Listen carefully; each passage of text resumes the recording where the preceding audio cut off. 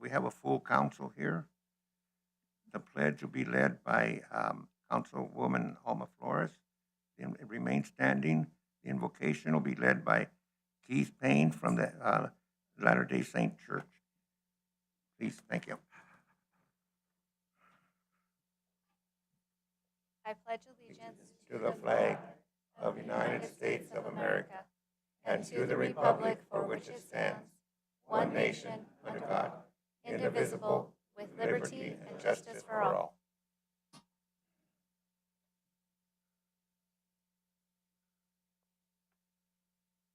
Our Father in heaven, we are grateful to be gathered together today.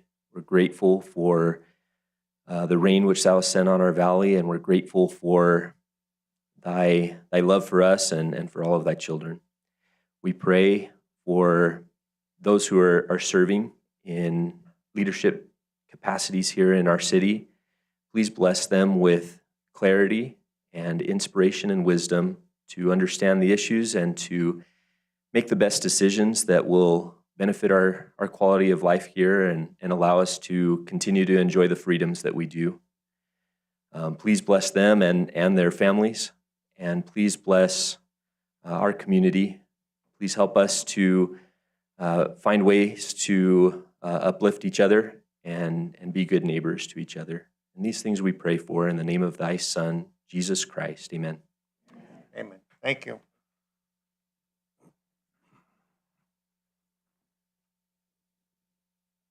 Then we'll go on to item number 5.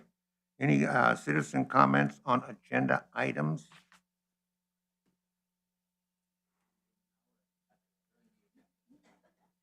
We can do them now. If we start now, we'll do them all because there's a pile of them. And I think it's all the same. So why don't we do it now? Yeah, let's go ahead and start. And be sure and give us your name and address. Well, I'll start with I'll go on the top of the pile here.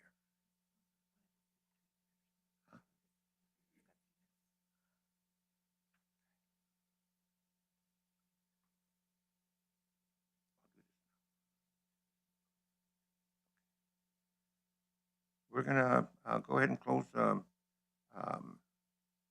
gonna reconvene into our work session. Item number 8, work session to discuss the implementation of HB 2928 and related municipal code updates. Jamie.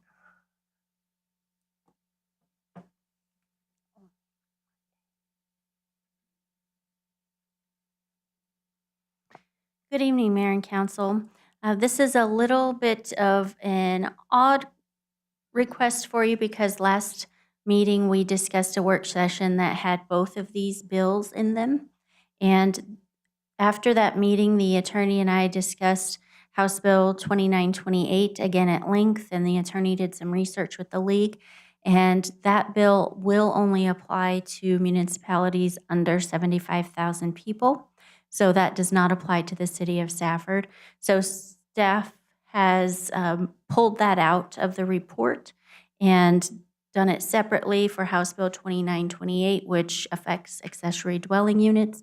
And then 2447, you'll hear the first read of later in this meeting. With that, this is a request for Mayor and Council to hold a work session to review House Bill 2928 and related municipal code updates with growth and development as the goals. Background, city proactively adopted accessory dwelling unit regulations in a prior ordinance. House Bill 2928 was signed by the governor after the 2025 legislative session and amends the accessory dwelling unit regulations applying to municipalities over 75,000 in population. At the time, the only item that the staff recommended was updating the definition, but it's staff's recommendation now at this time, and I will take comments as we are in a work session, that we just hold off on amending the definitions and the parking until we complete our general plan update in 2026 and deal with this all in the same code update with that, as it's not required at this time by the state of Arizona. With that, I will stand for questions.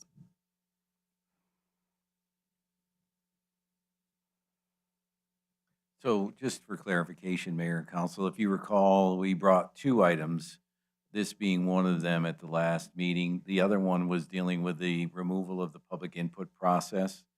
Since we made that presentation, and that presentation essentially said both items were required, turns out one of them was not. So I asked that we come back and let you know that the one item dealing with the ancillary dwelling units is not required at this time because we're under 70,000 population. So I wanted to give you another opportunity to hear that. The recommendation from staff is to wait till we work on the general plan to deal with some of the setbacks and those types of issues. So the reason you're seeing it again is because I wanted to make it clear that it's not required, and that was the impression we left the last time we were here. The other item is, and that will move forward, this one is not. And so what Ms. Embeck is saying is that even though it's not required, we would say, hey, let's hold off until we do the general plan and then go forward. Thank you. Maybe my concern when we talked about it last time, and there was quite a bit of information out there, that the governor had already signed these. And my concern was no longer having hearings on different things that took place with our zoning. And I felt that the public was no longer going to have any input on different things, and that's still in effect. Yes, sir. That is in the first read of House Bill 2447, which we'll discuss later with our first read. And we've separated the 2 bills now so that this one didn't just fall off the radar, so that council understands that staff and the attorney went back, reviewed legal materials. The accessory dwelling unit section only does not apply. The part about the public hearings you'll hear about later in the first read, and that does still apply. There were 2 separate bills. Yes, there were 2, but we are no longer going to require notification. Yes, sir. So that one's with House Bill 2447, which we will have a first read Read on. later. Yes. And so really this was a point of clarification so that the council realizes that last time we discussed 2 bills, but our first read is only for the one, and this is the explanation of why. Mr. Sims did a further research, and it does only apply to communities at this time of 75,000 or more. So because this isn't the one where, am I not supposed to be talking about this? Correct. But as a point of clarification, we will discuss it in the first read, yes, Okay. this evening. This was just to show you that they are no longer combined in one code update. They will be separate matters because this one does not apply to the city of Safford, and House Bill 2447 applies to the city of Safford, and the effective date is January 1st, 2026. Okay, well then I'm not going to talk about it at this time. Correct. My concern about the Planning and Zoning Committee, if we're going to need them anymore or what? So, Yes, okay. so we'll discuss, We hold do those need 'em. thoughts. We do, yes. Okay, we do need them. Don't want it to sound like we don't, but Yes. I'm not talking about it. Were there any other questions about this one, or is staff's recommendation, will that stand to hold off until after our general plan? Thank you. Yes, for me. If you're looking Okay. for direction, We are, yes, for me. Perfect. odds at least. Yeah. So I see 4, 5. So that's enough. Okay, so we'll bring it back. You'll see it again. Yes, thank you. You'll see it again. Thank you. Okay, we'll move on to item number 2. Mayor Ortega? Sorry, you did have a comment on a non-agenda item for Mr. Von Grant, if we want to go ahead and give him that chance now. Definitely. Sorry. Sorry. Thank you. No, you're fine. I just didn't want to combine it in the other. I just wanted to thank you for the vision and foresight with the airport. I know things didn't work out perfectly the way we had liked it, and certainly from a business standpoint, the viability of it wasn't quite there. But as a user, my wife and I used it about a dozen times. And I'll tell you for sure, we will miss the 2 hours of airtime versus the 6 hours of drive time many times over the next few months. But I just wanted to thank you because with that vision and effort you did to bring that in, you now know exactly what it's going to take to get it back and to work with it and what needs to be done. And I just felt you know, with all the social media, you took enough beating and all of that, that just to thank you, because I think it's only a matter of time before we'll have it. And what you did made it possible to know exactly when that is going to be and what is going to be needed. So thank you. Thank you, Von. And it will happen. Thank you, Mayor. We can now proceed with the work session. Okay. It's the disbursement of city funds to charitable and nonprofit organizations. And I just want to make a comment that the council did receive packets with everybody's information in it, and I know everybody had a chance to review it. So from there, we'll go ahead and start. Mayor, could I ask Matthew for some clarification, kind of right off the bat? I don't remember exactly last year if we went from work session into action. I know we're not doing that tonight, but after the work session, we'll be bringing all this back for, or is this the one shot to get it all done?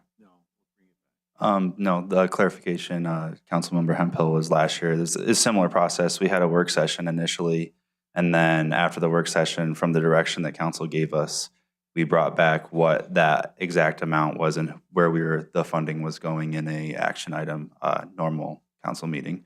Thank you. So similar process this year. Let me bring up the CCF. We were able to get the sharing to work, so a little shout out to our IT department.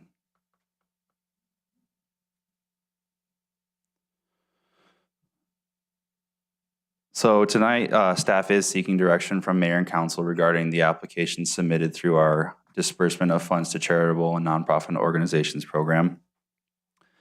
The strategic goals in this one are intergovernmental cooperation, business relations, and development. So in the budget this year, council approved $100,000 for nonprofit and charitable organizations. This was to solicit through an application process the City of Safford donations. In the prior year or last year, council did award $97,500 to Mount Graham Safe House, SECUS, Safford Downtown Association, Graham County Substance Abuse Coalition, Gila Valley Arts Council, Eastern Arizona Hispanic Heritage Corporation, Safford High School Scholarship Educational Foundation, Safford Bulldog Booster Club, Our Neighbors Farm and Pantry, Graham County Search and Rescue, Gila Valley VFW Post 10385, Gila Valley Samaritan Home, Gila Valley Balloons, and Angel's Closet Clothing Bank in the amounts listed in the table. This year, staff received 18 applications during the submission window, and these 18 applications were reviewed for completeness and compiled into a table. The 18 applicants are listed in the attached table. During the review process, staff is recommending council review the applications based on the following criteria. Council is not obligated to expend all funds budgeted in FY 2026. Does the organization provide services to Safford residents? Does the organization receive alternative funding sources? Is there a parent organization that provides resources to the local organization? Does the organization provide services to an underserved population? Did the organization receive funding from the City of Safford in prior years? And is this a request for a one-time purchase or an ongoing operational item? Attached, you're going to have the applications. You have a packet, or rather a binder. And then at this time, we did reach out to all the organizations, many of which are here to speak tonight. You received a call to the public agenda item submissions from most of them. So I would suggest at this time that they have the opportunity to speak on their application and what services they provide to the city. So I'll turn it over to you. Okay, then I'll just start from the top of the list here. Paulette LeBlanc. Please state your name and your address, please. And limited to 3 minutes, please. Thank you. My name is Paulette LeBlanc, 9947 South Jack Rabbit Road in Safford. I'm representing Gila Valley Arts Council this evening. We've been privileged to receive 2 previous years of your grants and are most grateful for that. When our board gets together to frame our request to you, we want you to see the depth and the breadth of the work that we do. So in year number 1, you sponsored or you funded little microphones that you put on stringed instruments, violins and so forth, to maximize the sound when they're doing performances. Last year, we took a different twist and requested from you support for our contracts, because we contract with different artists to come to Gila Valley Arts Council for performances for our students and for the community. This year, we decided to request funding toward lodging. And if you have, do they have the brochures that I brought in? If you look at the brochure, just the cover, you're going to count 16 artists who are coming this year. That's 16 motel rooms every time they come. And they're here for 3 to 4 days. So our lodging expenses are quite high. We always contract with Best Western Plus, and they give us a wonderful room rate, which we're very thrilled about. That's great. But still, there is a hefty cost for it. So we are requesting funds for that. I want to underscore the work we do in Gila Valley Arts Council. 95% of the work we do is educational. We visit schools, we visit programs, we are advancing the understanding of the performing arts to your students in Safford. And we understand we're doing it in Graham and Greeley County, but I try to keep count of the students from Safford so that you know that we are serving your students. It's hard to get a count when you start working with private schools now and charter schools, and I'm not allowed to know where those children are from. But for the most part, I can tell you that about 40% of the students that we work with are from Safford. And then, of course, I underscore the fact that because we're lodging our artists at Best Western Plus, that money is staying in Safford. So I thought that would be a nice bonus for you to know that. I'm not going to belabor it. I think you can understand the work we do, and I appreciate your time. Thank you. Thank you.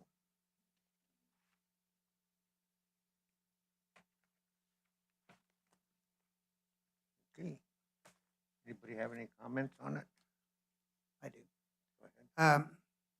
I also see this have impact here on our library, because they come to the library and entertain also, as not only at the Center for the Arts, the Player Center for the Arts, they come here at the library and put on their show also. And that's where them microphones we got together on last year. And just to let everybody know, they are requesting $7,000. Okay. Anybody else have any comments? Well, I know as we go on, and last year when we started this, I was a little clumsy at it. No, I was clumsy at it. And so I still will be again this year. But I don't know what recommendations will come out across it, but I don't think that's set in stone at that time, because depending on the amounts that go out and stuff, we may adjust these later on in the evening or in the final time when we get together to actually vote on it. At least that's my hope. There's also some, and maybe B can answer, when we mix citizen comments with a work session item, to what extent can we respond and discuss? And I didn't think we could, so do we need to listen and then go back to the top of our list? Councilman Hemphill, I believe that since we're in a work session and they're discussing like this item, We're I good. believe you can discuss. Bill, can you clarify that? Yes, they're allowed to discuss. Later on, we'll talk about to what extent you can take action. Thank you. Thanks, The- Kate. But we're not allowed to ask them questions when they're up there? I believe they are allowed to ask questions as well, right? Is it? Yes, you're certainly allowed. Yeah, it's Okay. a work session, so. Yeah, and it's really mayor's discretion. You know, if you recall, at one point, Mayor Couts had opened our work sessions up to public input. So really, it ends up being your meeting to run, and certainly you can have a dialogue. Kind of like I mentioned before, discussion is fine, but hold it down to the 3 minutes. And if there is an agenda item brought up, if there's more than one person that wants to speak on it, do it at the same, either let them speak for you or, one at a time. Got that? Okay.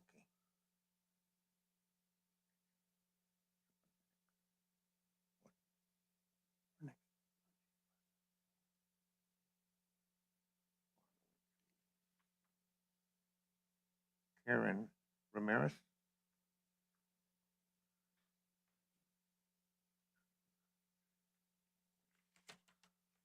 Good evening. I'm here on behalf of Gila Valley Balloons. First, Les, thank you so much for partnering with the Gila Valley Balloons for the last 4 years to make the Gila Valley New Year celebration happen. We cannot host this free, family-friendly event without the support of sponsors, businesses, grants, and volunteers. Gila Valley Balloons has been a nonprofit organization for 2 years now with the goal of promoting tourism in the Gila Valley and providing family-friendly events using hot air balloons while educating our community about the sport of ballooning. This will be the 6th year for the extravaganza, and we are excited to announce that we're expanding from 20 to 25 hot air balloons and that we have a waiting list of pilots interested in attending. This year, 25 pilots from 7 different states will attend, bringing their families and crew. This event is important and valuable to our community as one of the only free, family-friendly ways to celebrate New Year's in our community. By creating a unique event, we have successfully drawn a large group of tourists to our valley during a slow time when our hotels and restaurants could use the business. The extravaganza continues to grow in popularity and was named one of the top 10 family-friendly ways to celebrate New Year's in Arizona. What we are most excited about is the incredible ways our valley has benefited from the extravaganza, so we wanted to share with you part of what made this event such a success. Almost 160 local community members flew free in a hot air balloon during the 75 flights just this past year. This included 52 sponsors, 34 VIPs, 16 duck hunt winners, 55 crew members, and over the last 6 years, we have flown close to 500 residents during the extravaganza events. With only 3,000 balloons in the U.S., that is an incredible opportunity for many members of our community that would never have had that opportunity. During the Super Glow Show on New Year's Eve, we have offered free tether rides, and over the last 6 years, over 1,000 people have gone up for a tethered flight. Our 34 VIPs last year were people who have given back to the community. Some of the examples, the Pima Turkey Trot organizers who have given all proceeds to Pima schools, Luke and Lisa Hatch, who have helped local families going through cancer, Dr. Debbie Chapman, who helps animals and our youth involved with raising animals, 10-year-old AJ Broderick Alonzo, who collected over $2,100 to assemble backpacks for the homeless. Based on drone footage, the extravaganza activities attracted several thousand people to the evening events, and cars lined the streets around the launch field and throughout the valley watching and following the balloons as they flew west from Safford towards Pima. The duck hunt helped us promote local businesses where extravaganza ducks are hidden in businesses, and people who find them can register to win a free hot air balloon ride. Over 150 people found ducks and registered, and 21 winners were offered free hot air balloon rides. 9 local vendors set up at the event for free. We limit how many vendors can participate. The lines were so busy that we plan to open up more vendors next year. We know that only through sponsors, grants, and donations can the extravaganza continue as a free event for our community. In fact, extravaganza is one of the only free hot air balloon events in the state. Thank you very much.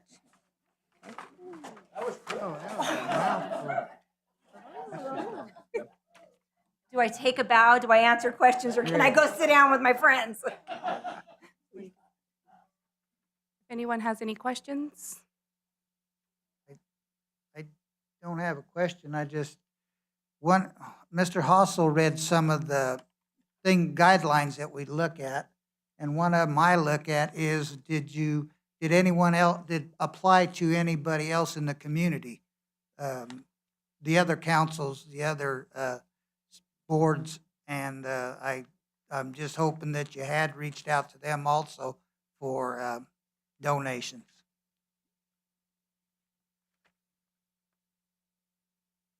Okay, up next, we have Kara Barron. If you'll please state your first and last name and what organization you're here for.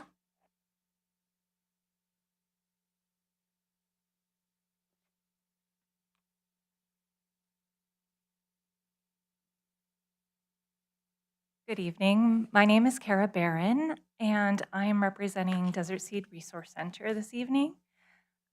We are a newer nonprofit. This is our first time asking for the grant from the city of Safford. And so a lot of you probably haven't even heard of us yet. So what we are doing is we have a small, what we call seed orchard at Discovery Park in Safford. And we work with EAC's biology department to basically farm native plants for use in restoration and stabilization of soils and things like that for events such as the Bryce Fire. We have fires in our valley. We have other degraded areas that may need plants or seeds.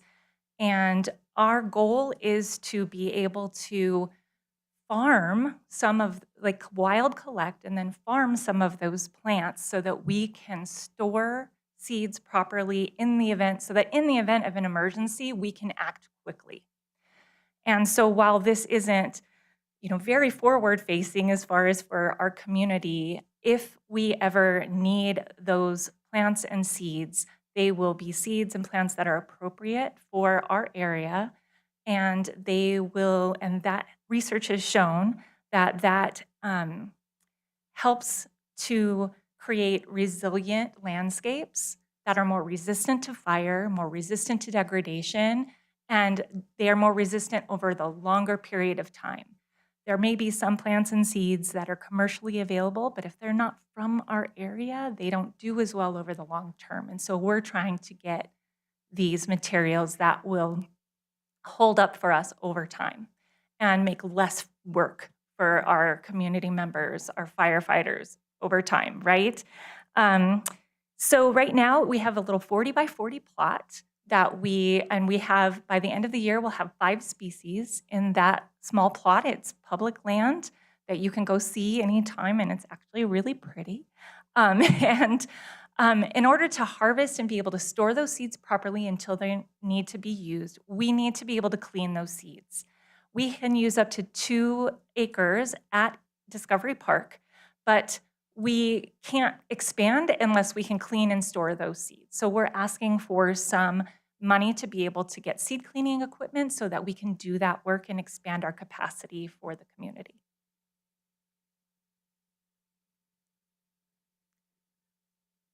Mayor and council, anybody have comments or questions? Thank you. Thank you. Okay, next we have Bruce Ayers from Boys and Girls Club of the Gila Valley.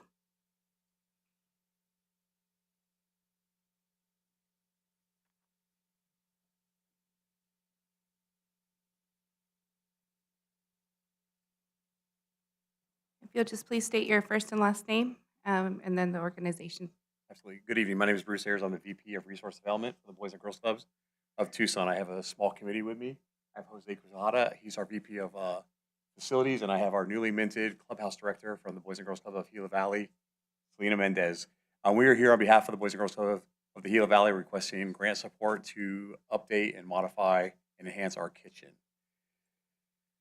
The proposed grant funding would enable us to purchase new appliances, including a commercial 2-door refrigerator, a frost-free 1-door upright freezer, a large kitchen island, and utility shelving. These upgrades would not only improve the safety and quality of our food services, but also enhance our ability to offer healthy meal options to our members. Our purpose is to build strong kids and strengthen clubhouses.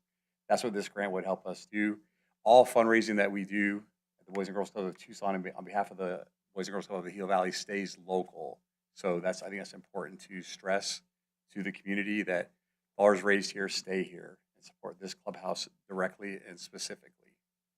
And I'm short and sweet. I give you back here a lot of time. I talk quickly. I'm happy to answer any questions that you all might have. With your new board, is the board comprised of local people or is it mostly out of Tucson? We are still maintaining a local board. There's still a local board that resides here in the Gila Valley community. Thank you. Yes, ma'am. And something maybe the general public don't know is that Safford owns the building and leases it back to you for a very small fee. We help you with the utilities, help you with the playground on the back. I kind of forget what else, some of the maintenance also. And so we do that. That's why it's important to me that you have or are going to reach out to the other people in the community to help you also. Oh, absolutely, sir. We've written probably over a dozen grants directly in support, requesting support for this clubhouse. Because the kids you serve are from the whole valley. Yes, sir. So it's important everybody has a share in it, has something to do with it. Okay, thank you, sir. Any further comments or questions from the mayor or council? Thank you. Much. Yeah. Up next, we have Jackie White. If you'll please state your first and last name and the organization you're from.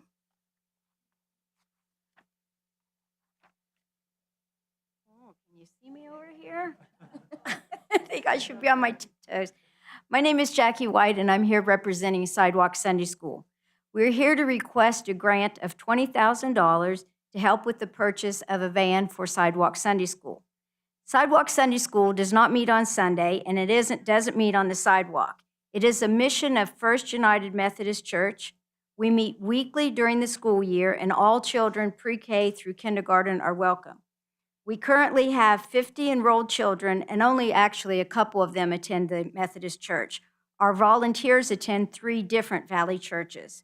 This free-to-attend program provides a nutritious snack, followed by music, crafts, games, and a Bible-based lesson. Our curriculum emphasizes love of self and love of others, which includes anti-bullying, honesty, positive self-image, conflict resolution, environmental awareness, and hope for their futures. Faith-based lessons that will help them as they face peer pressure to use drugs, abuse alcohol, or self-harm. Children walk from Ruth Powell and Leif Nelson. We currently pick up 5 kids at Thatcher and 20 from Dorothy Stinson. At the end of the program, we take some children to the Boys and Girls Club and some we take home. Sidewalk Sunday School benefits Safford and the community by providing a safe, positive place where children form lasting relationships with children from all Safford and Thatcher schools. These relationships will benefit as they go to middle school, high school, and as adults. They form relationships with adult volunteers who provide guidance, acceptance, and encouragement. They are learning the importance of giving through participation in the Ronald McDonald House, Haven Nursing Home, Samaritan House, Our Neighbor's Farm and Pantry. They develop community pride by participation in the Holiday Light Parade and Festival of Trees. We are teaching them by example good citizenship. This program continues to grow, and in the last weeks has added a middle school component.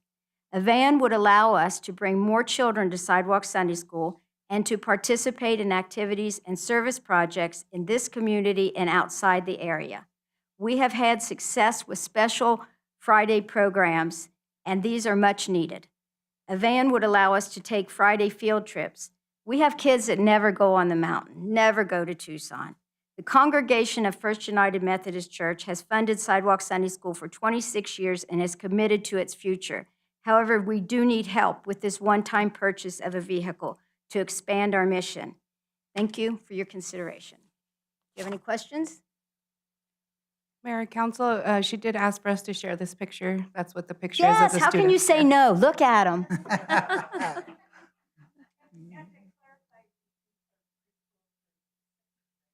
Yes. Oh, I'm sorry. Oh, did I mess the whole thing up? You knew what I meant, didn't you?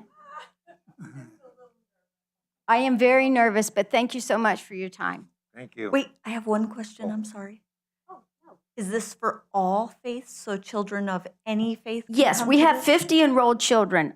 I think only 3 of them are actually members of our church. We have kids from St. Rose, we have kids from LDS, and we have kids that this is it in terms of Christian education, faith-based lessons. So I could talk about it all night, but stop in any Wednesday. And it is chaos, but it is good chaos with purpose. So thank you. I have a question as well. I was just wondering. Oh, yeah. It looks like the 15-passenger van that you're attempting to get is $39,000. Yes. How long do you anticipate it'll take to raise the other? You know what? I met with Adam 19,000? Crone over at Johnson Motors the other day, and he says he can find me something with 20,000. He'll help us with 20,000. So hopefully that would get us where we need to be. Okay. Thank you so much. I had something also, believe it or not. No, in what I was reading and what you supplied, there's also a variation in the times now because Yes. of schools changed their times of Yes. attendance and stuff. Even we're having problem with lifeguards now because they went Mhm. back to school so soon and our pool closed early. Mhm. So that's one of the dilemmas you face. Yeah, but I think we're working through it. We're there from the earliest kids arrive at 2:30 and we leave at 5. And they come and go, but it's okay. We figured it out. We have a really fantastic group of volunteers and everybody just kind of goes from thing to thing. And by the end of the time, by the time they leave, they've had a Bible lesson, they've had a snack, and they've either played a game or done a craft, or it's been a good time. They keep coming back, so there must be something there. Okay. Thank you. Any further comments or questions from the mayor or the council? Up next, we have Stephanie Nabor from SECUS. Stephanie, if you'll just state your first and last name and then the organization.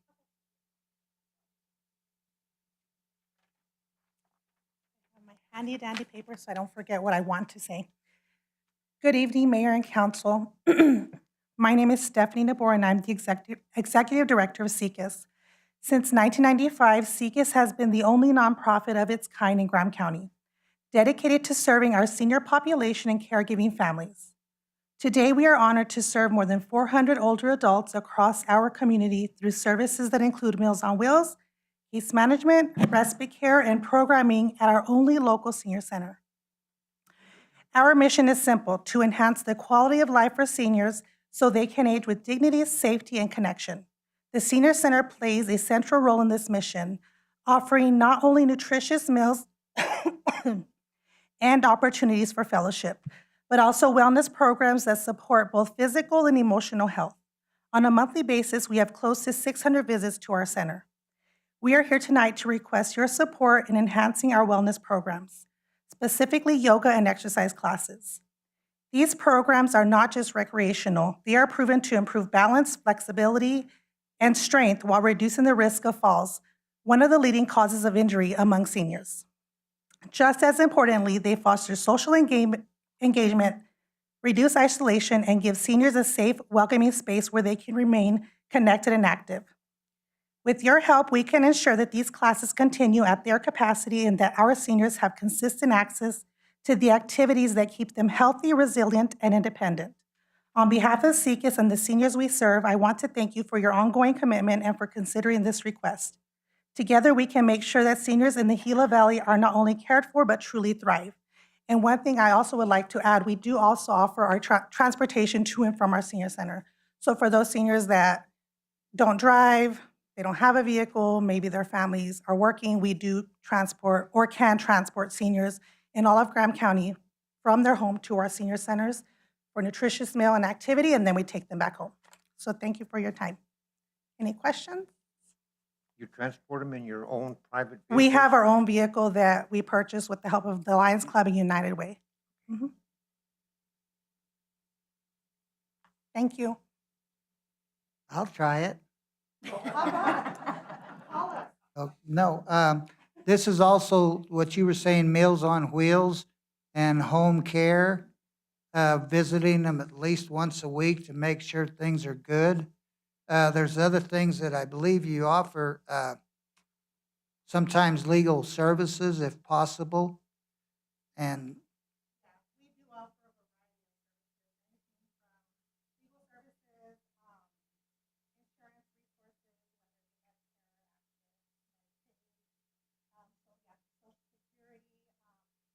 that's all either done at our senior center or at our administrative office. So we kind of consider ourselves the hub for services. It's a lot to put on paper and in 3 minutes. Can you, if you're going to continue, can you stay at the mic? yeah, Yeah. please, please, I want because to record what you're saying. And so, just for the sake of council. yes, If folks come up to speak, kind of hang out for a little bit and give council a chance to ask you a few questions. We need to get you through the mic. So Okay. if you would be so kind, just wait a little and then council can ask questions. Go Okay, ahead. so we consider ourselves the hub of senior services, whether it be something that we provide through a contract or we're not going to be reimbursed for, we have the resource there, whether it be long-term care insurance, Medicare, Social Security, Access Medicaid, those kinds of things. We do also offer those resources to our seniors. We do veteran services as well. and how about medical devices? We do. We have a loan closet that it's all by donation. So anybody in the community can donate to our loan closet, and we're able to lend it out to our seniors free of charge, whether it be a walker, cane, wheelchair, briefs, anything that we have, we're willing to give. And I believe I understand that right now, Secretary Kennedy, with trying to get things in place and stuff, the Older Americans Act is kind of being held up a little bit. So some of your funds are questionable right now. Yep, they because are. The federal ones that end up going to the state and then going out to you. So there's a little bit of delay in those. Yep, we are kind of just, we're in limbo, waiting to see if the Older Americans Act is going to be renewed. So that's kind of where we stand today. If by some chance it's not renewed, we do have a plan of action of how we're going to continue to operate, just in a different capacity. And you also work with some of these other nonprofits. We do. Our Neighbors Farm and Pantry, Gila Valley Samaritan, Lions Club. We do also St. Vincent de Paul. We all help each other out the best we can. Sorry, I'll try to catch the next No, people you're okay. earlier, so before you sit down. You're okay. Thank you. Thank you. Any further comments or questions from the mayor or the council?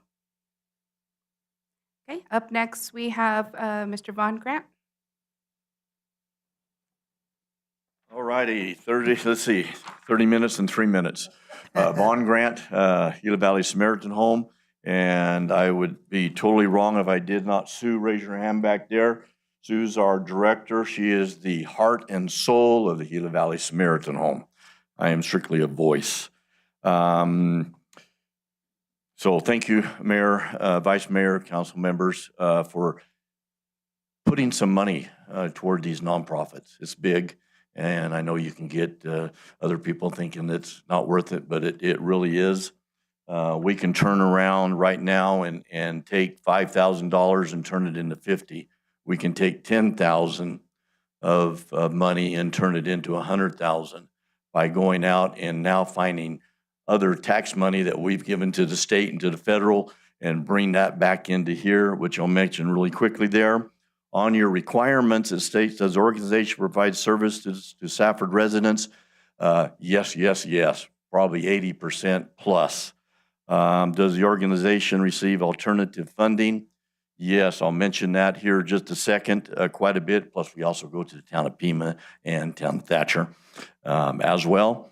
And does the organization provide services to underserved population? 150%. None of our money goes but anything but the underserved. For your information, I gave you some paperwork in front of you because I'm not going to be able to go through all of it. Pit count, that is point in time, just for your information, between 80 to 100 people within this area right here are presently living somewhere where they do not have water or utilities. It is far beyond the 7 or 8 or 9 that you see on Main Street. For information, 21 members that we have given bus tickets to that have come to us that we send them back to their family and friends when we find out where they're from and get them back home, which is really important.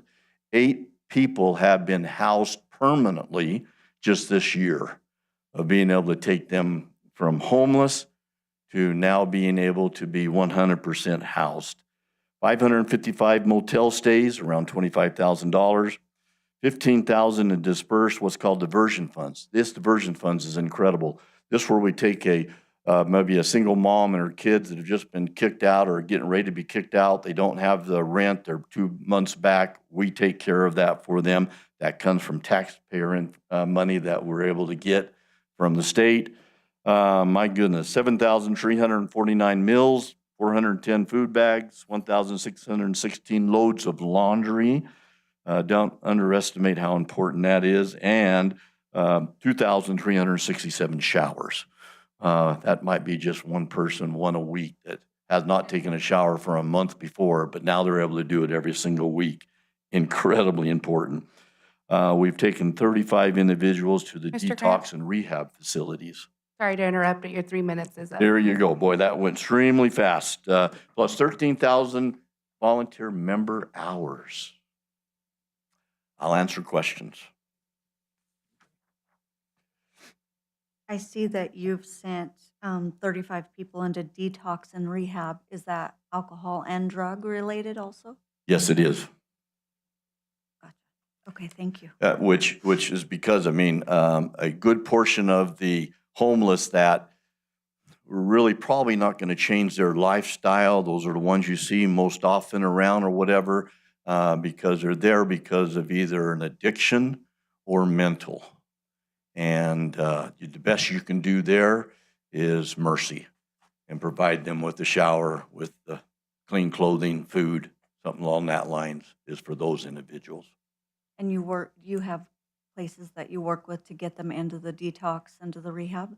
Yes, we do, locally. Yeah, in Tucson and Phoenix. In fact, today we transported someone to detox. Our case managers are on their way back now. Thank you. So drugs is part of what you take care of.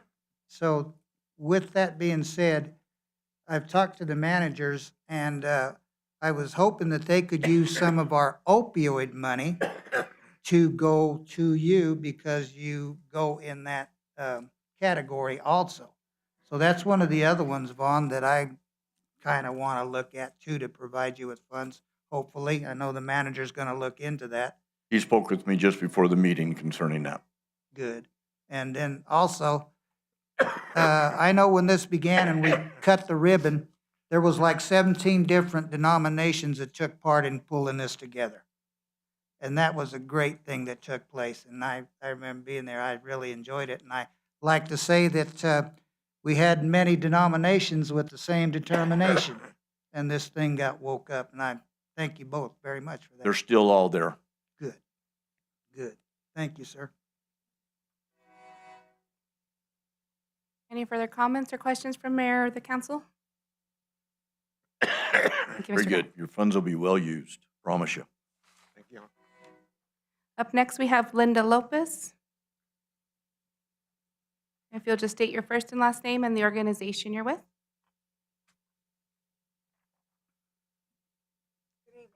You actually might want to wait for this train to pass by. Quick break. I can talk loud, it's okay. I'm Linda Lopez, and I'm the president of St. You're right. You're right. Okay, I'm the president of St. Vincent de Paul.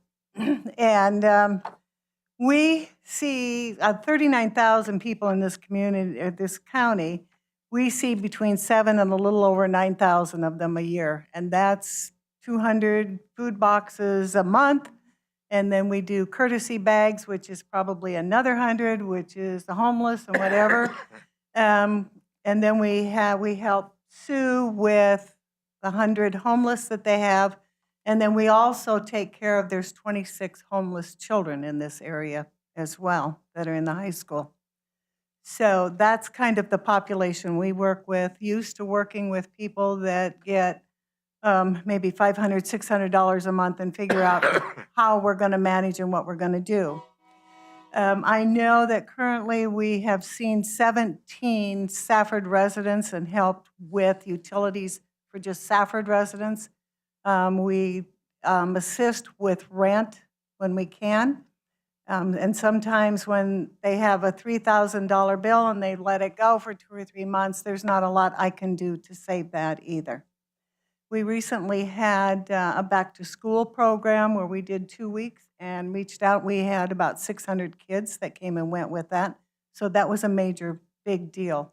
The kids got brand new shoes, brand new socks, and brand new underwear. And people that, you know, we're used to going to the store and we buy our socks and our underwear. Nobody else's skin has touched our personal underwear. This is a big, big deal for them. So, and I think we're going to be doing something similar in September 30th when we work with WIC with that. So anyway, that's kind of a little bit of what we do. And then we ran into the issue where we had been, we didn't have to pay landfill fees. So when I started looking at that, oh, Lord of mercy, your landfill fees are probably going to take the rest, if not all, of my utility money to assist other people. So that's why I asked for some relief with the landfill so that to free up some money so I have them for utilities and rent. I work with SECUS, I work with the Lions, I work with Brandy over there at Safe House. I reach out to everybody in this community. If you tell me there's a need and I have it, I will give it. We have been doing that for a couple years now. So, Arnold, you look like you have questions, and I'm just like, so bring it on. We were lucky enough, we did receive some grant monies from United Way and from Freeport, which were a really big deal for us because that building that we're in, nothing had been done to that for 17 years. I have learned more about condensers and compressors than I ever want to know in my whole life, I can tell you that. Ms. Lopez, So, I'm sorry to interrupt you, but the 3 minutes is up. So if Okay. any questions or Okay, comments from thank the you. council? I actually do not. Because I got to hear your presentation the other day, and you had answered a lot of my questions at that time when I saw you. I saw several of you. So thank you very much, though, for all you do. Okay, up next is Mount Graham Safe House. And if whoever comes up, just state your first and last name, please.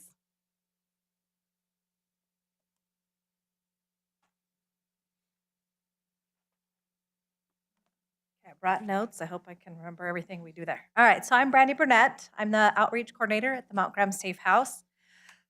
So some of the things that we do, well, one, we're a domestic violence shelter, and we help with domestic violence, sexual assault, and homeless.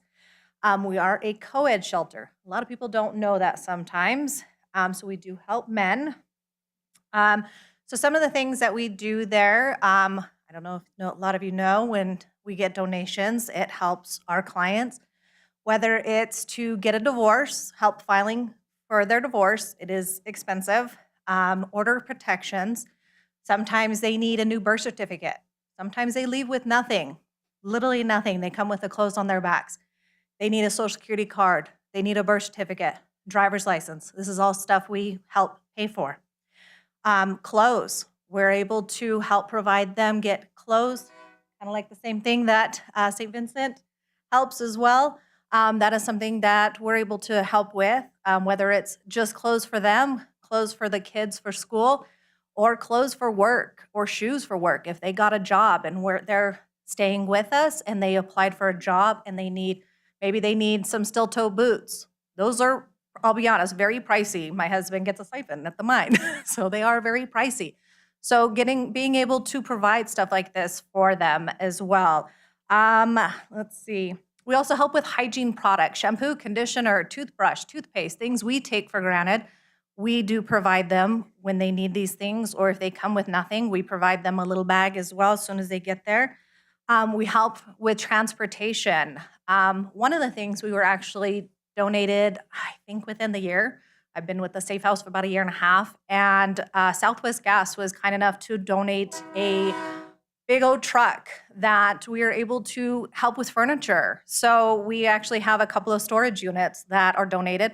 One very, very big one that we actually have filled with furniture and items for families, because when they come to us, they may not have another place to go, and we help them, whether it's with housing, and then when they move forward, when they're able to move out and they can get there, we can help with furniture. That's what that storage unit's for. That's what that truck's for. We are able to transport things to them. So having that was an amazing one. We also do non-residential clients. So you don't have to stay at the Safe House to be a client. We can help with food boxes. Diapers, formula we're donated. We are able to donate back to them if they need it as well. Hotel stays. If we don't have the room there, we are a 32-bed shelter, so we have quite a bit of space. But if we don't have room for a family, maybe some of our dorms are too full or our housing side is full and we have a family, we're able to put them in hotel. Oh, I didn't realize I'm running out of time. We try to do as much as we can with the community and help out as well. Any comments or questions from the mayor or the council? I did have a question. I did read through your letter, and I didn't see any specific projects that you were requesting money for. So are you planning that this would go for operating expenses? Yes, to help with everything that expenses that we incur, things that may come up unexpectedly, yes. Any I'll other ask comments? something. Okay, now, from what I remember, Councilman Carter began this back several years ago. And the city of Safford also owns your building. And we let you rent it for a nominal amount too. And and you take care of the majority of your maintenance. I'm not sure if we provide utilities too. I'm not sure. Yes. Okay. I had to look at So- Jeanette, sorry. Yeah, and so I ask you too, because we go all the way to the reservation too. I believe you even have a tribal member on your board. So- I'm not, yes, and I do know we help all of Graham County, Greenlee County, and that's another thing, we're trying to get a shelter over there too. So that's why I ask you too, like I have some, do you reach out to the other councils and stuff for donations also? I hope you do. And because Yeah, we do. Sorry, some of these questions I may not know. And I got to speak to Supervisor Gomez the other day, and I believe you're opening up another one in Greenlee County, which is good there. It'll alleviate some of the load you have here. Yes. That would be good there. And I know the train's coming, but I think on Facebook I saw that you're going to be having an open house. Yes, sorry, hope it's okay if I add, October 15th is an open house. Everybody is welcome to come. And October 16th, we're having an In Her Shoes event. It's about domestic violence. It's a simulation about domestic violence. And that program is like you pretend to be the victim and you go around? Yes, and you walk around to see what it's like to be in that person's shoes. Okay. Thank you very much. Thank you. Anybody else? Thank you. Mayor, before we move on, I do see a couple of other members from other organizations. I just want to make sure I didn't miss anybody.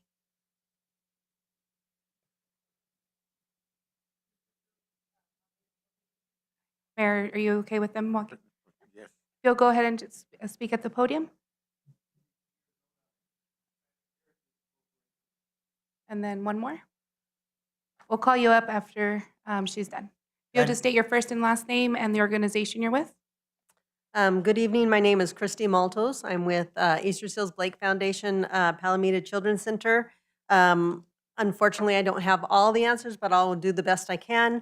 because the person that was supposed to be here tonight, she got called, she's on FMLA. But anyways, we are a 5-star rating for the Children's Center, and we are servicing children from 12 months to 5 years of age here in the Graham County.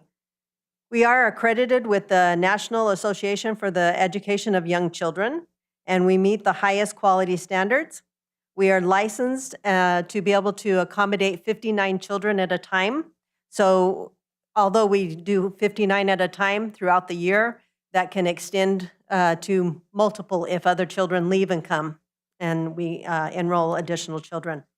With the project, our funds are to directly support repositioning our toddler changing tables, to open up the floor space and improve supervision, replacing flooring as needed where fixtures are moved to maintain a continuous cleanable surface, and adding children height privacy dividers between the toileting area.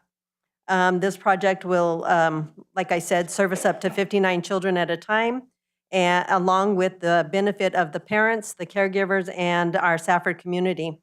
Approximately 75% of our children that are enrolled in our Palomita Children's Center are from the lower income standards.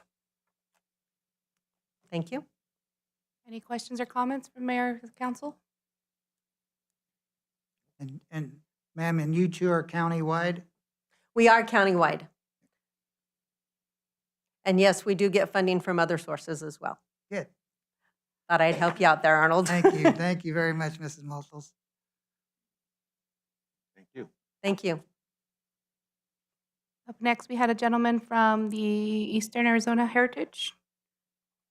Eastern Arizona Hispanic Heritage. Please state your name, your first and last name, and the organization, please.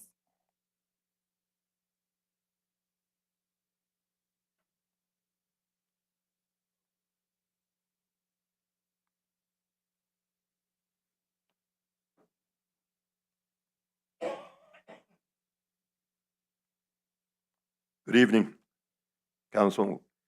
And I'm Guadalupe Munoz. I'm the Secretary Treasurer for Eastern Arizona Hispanic Heritage Corporation. We are a nonprofit 501c3 corporation.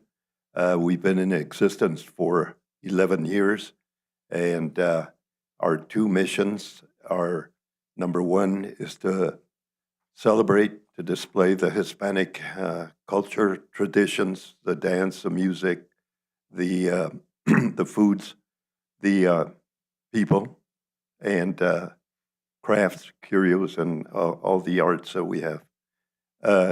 Secondly is to create scholarships at Eastern Arizona College through the Eastern Arizona College Foundation, and that is open to any and all students of registration in Eastern Arizona College. And so we create those scholarships for any and all students that are registered there. Good evening, Mr. Mayor, Council. My name is Bob Rivera. I'm the chairperson for the Eastern Arizona Hispanic Heritage Corporation. Lupe mentioned about scholarships. We want to thank you for your contributions from last year and the year before and the year before. We're very much appreciative. And the contributions that you give us goes back to the student from Safford area. And the gatherings that we have, like this Saturday, we're going to have the mariachis and dinner and dance and Flocorio dancers. They have to stay someplace, and namely, they stay here in Safford area. They also come with families. They'll spend the night and eat here the next day, and then they leave. So we're hoping that you consider us for another year of changing somebody's life. Thank you. Good evening, Mayor, Council. I'm Kevin Tyser, Vice Chair of Eastern Arizona Hispanic Heritage. I put on the Dia de los Muertos car show, which is a historical celebration for the Hispanic culture at Eastern Arizona College. It's not just a car show. We have food and mariachis. So I think we're the only only organization putting on an event for the Hispanic culture, and that is the Day of the Dead celebration. Thank you. We, throughout our years, we have created $70,000, $75,000 of scholarships at Eastern Arizona College. We are also open to grants to other type of schools like HVAC, carpentry, welding, nursing, etc. And we have an endowment with the Eastern Arizona College Foundation of $30,000, which is helping the students every year. We thank you again for your generosity and your thoughtful thoughts of us in existence. I know our time's up, but real quickly, we are, we are a nonprofit. Being nonprofit, we cannot choose where the money goes to. We cannot say it's going to a Hispanic person or whoever. Our monies go into the Eastern Arizona Scholarship Foundation. They're the ones that choose the people that get the scholarships. Questions? So you kind of said two different things. So if we donate and we say we want it to go for a Safford student, Yes. you're not able to clarify to the college that it needs to go to someone from Safford? No, we are Oh, able you to, and we sit down with Mr. David Udall and specifically state where we want the monies to go. Okay. And we, being Eastern Arizona, we are also working with Greenlee County, Graham County, and Cochise. And so, we do seek other sources, and it works well. But we could specify if we made a donation to you that we specifically wanted to go to a Safford enrolled student. That's what we did last year. That's correct. Every year that the City of Safford has given us money, it's dedicated to a student from Eastern Arizona. Same with Thatcher, Pima, the county. All the monies that are given to us, they're dedicated to a person from that entity. Okay, thank you. I wanted to add to that, Councilwoman Bratner. When we say Safford student, I'm meaning a Safford resident student. Yes. Yeah, they're attending Eastern Arizona College already, and they'll apply. And if they're a resident from Safford, it's awarded. Yes, from Safford. Correct.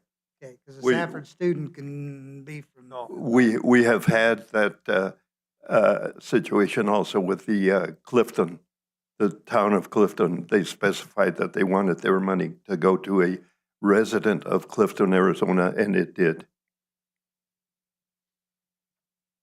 Any more questions, comments? Thank you for your consideration. And I believe we have, are you?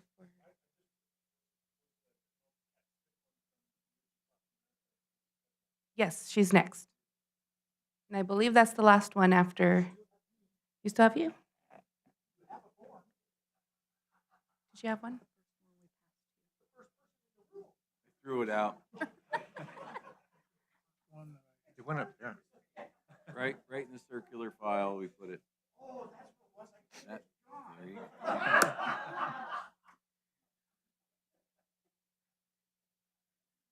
We'll get you right in after Catherine. Thank you. Good evening, Mayor and Council and attendees. I am here on an entirely different matter. My name is Catherine Sticklin. I live in Safford, and I have for many years. I am working with the Graham County Citizens Alliance, which was formed 4 years ago to bring in wreaths across America. Those are wreaths that we place at Christmas time on veterans' graves.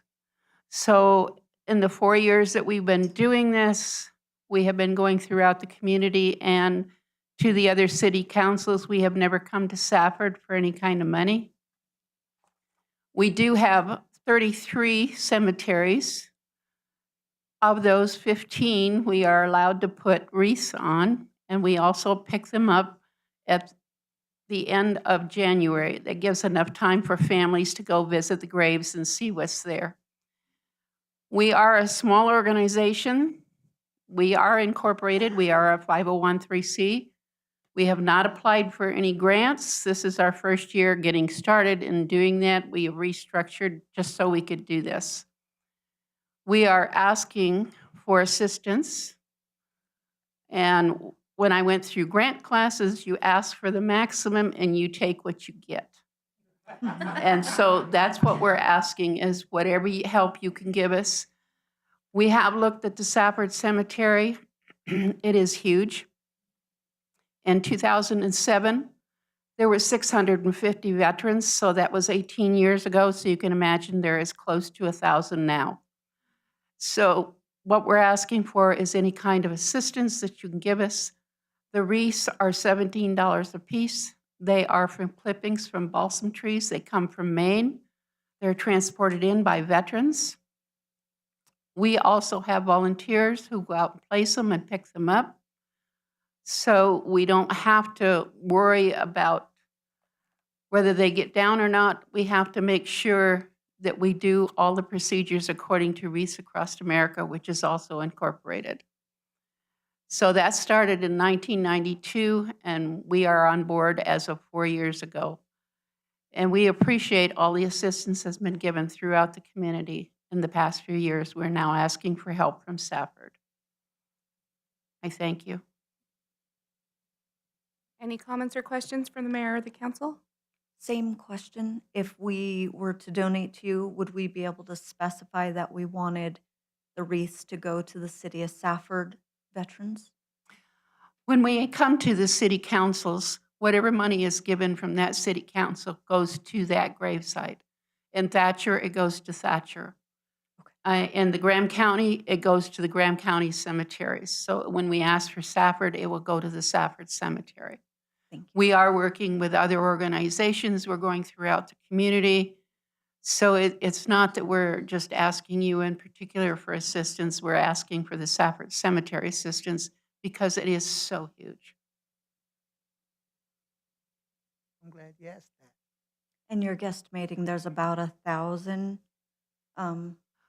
We are estimating, because the last count was done in 2007. And so I know there are many veterans that are put there every year. We are estimating that. And the count that I looked at did not have anything on it that designated for the Indian Wars. And we also put all of the wreaths on the Indian Wars and Confederate. We do not discriminate. A soldier is a soldier, a veteran is a veteran, and that's how we look at it.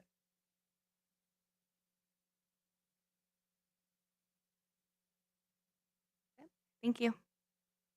Okay, thank you. Mr. Gibbs, I apologize, I lost your card, but you're up next.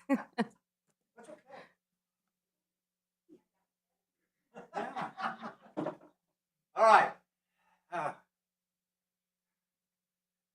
Mr. Mayor and Council, thank you for the opportunity to address you.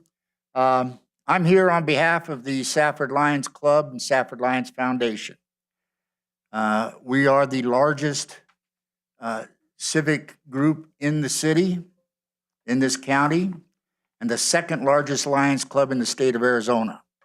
We have 84 members here, of which there's at least 12 in the audience and sitting up here. We do a lot of good, and I should have, I'm probably going to catch grief from some of my members because I didn't wear my yellow shirt. That's our mark. That's what we market. But I want to tell you, I've given you the details in the packet. Oh, I didn't say. I'm Chris Gibbs. I live at 1101 South 5th Avenue. I am the club administrator for the Safford Lions Club. I'm also the treasurer, so I got stuck with writing the grant. I didn't know that there was supposed to be a grant, and I'll address that in a minute. We don't ask anybody for money. We get a lot of sponsorships through businesses, and United Way even gives us a sponsorship for the Field of Honor, and we collaborate with the city on quite a few events. But we've never asked for money from the city of Safford. We spend a lot of time and effort fundraising. Last year, we gave out about $78,000 in benevolence. and a whole bunch of other things. Almost every group out here has received money through the Safford Lions Club, and we're proud of that. We're proud of the involvement that our members have in our community. We give a little over $12,000 a year towards a cancer gas card program. Anyone in this city that has a medical appointment for cancer can get a card from us monthly. Anyone. We gave about $8,000 in eyeglasses last year to adults who couldn't afford them. That meant the appointment at the optometrist and new glasses.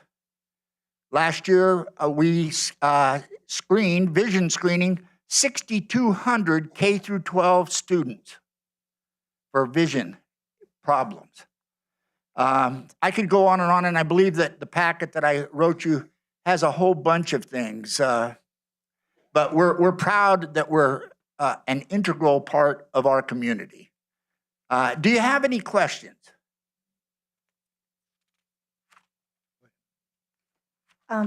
This is for the flags that you put out for the holidays? I'm Oh, assuming? okay, I had to write the grant because for 35 years, we've been submitting an invoice to the city of Safford. We put out 8 flags on federal holidays on Main Street and the highway that the city has paid for. I found out in February that the policy was changed, and we tried to give an invoice, and we don't do the invoice anymore. You have to do a grant. So the paperwork that I gave you was a grant asking for fiscal year 25. We didn't get paid for January through July, and now for the following year. We ask for $35 a flag. We maintain them. We maintain all the brackets. And that's just so that when folks come to our city, whether they're already residents or visiting, the first thing they notice is all those darn flags. And that's pretty cool. It's pretty cool. But yes, this grant, that's all it's for. That's all we're asking is to pay for the flags for this year. And my second follow-up question Yes. is, do you still have the boxes to donate glasses? I've been asked that over Absolutely. and over. Absolutely. The most important box that I can tell people, because it's easiest to find, is at Walmart, at the Vision Center. But the optometrists all have them. I think almost all the banks still have them. But yes, that's a program worldwide in Lions. And the FDA requires, we cannot give glasses that we've collected and cleaned and typed them. We can't give them away in the United States. So we're able to do that. Last year, the state of Arizona, we collected 172,000 pairs of glasses and sent them to third world countries. And we're starting that program here. Now, fine, we've always had to go to Tucson to help the cleaning and the processing, but we're starting that here this month. Thank you. And by the way, Mayor, I appreciate that I could come in short. You always wear It used, shorts. yeah, it used to be a thing because when I was mayor, I could sit behind the dais and nobody knew. Any additional comments or questions from the mayor or council? All right. All right, Just thank one you. more check that I did not skip anybody else. All right. Turn it back over to you, Mayor, and Matthew.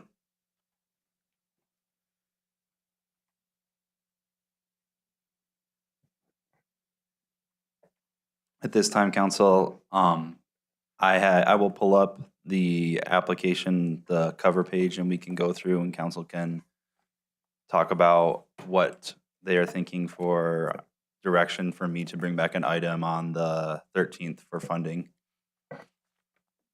And I just want to put out there, since we're still in work session, right?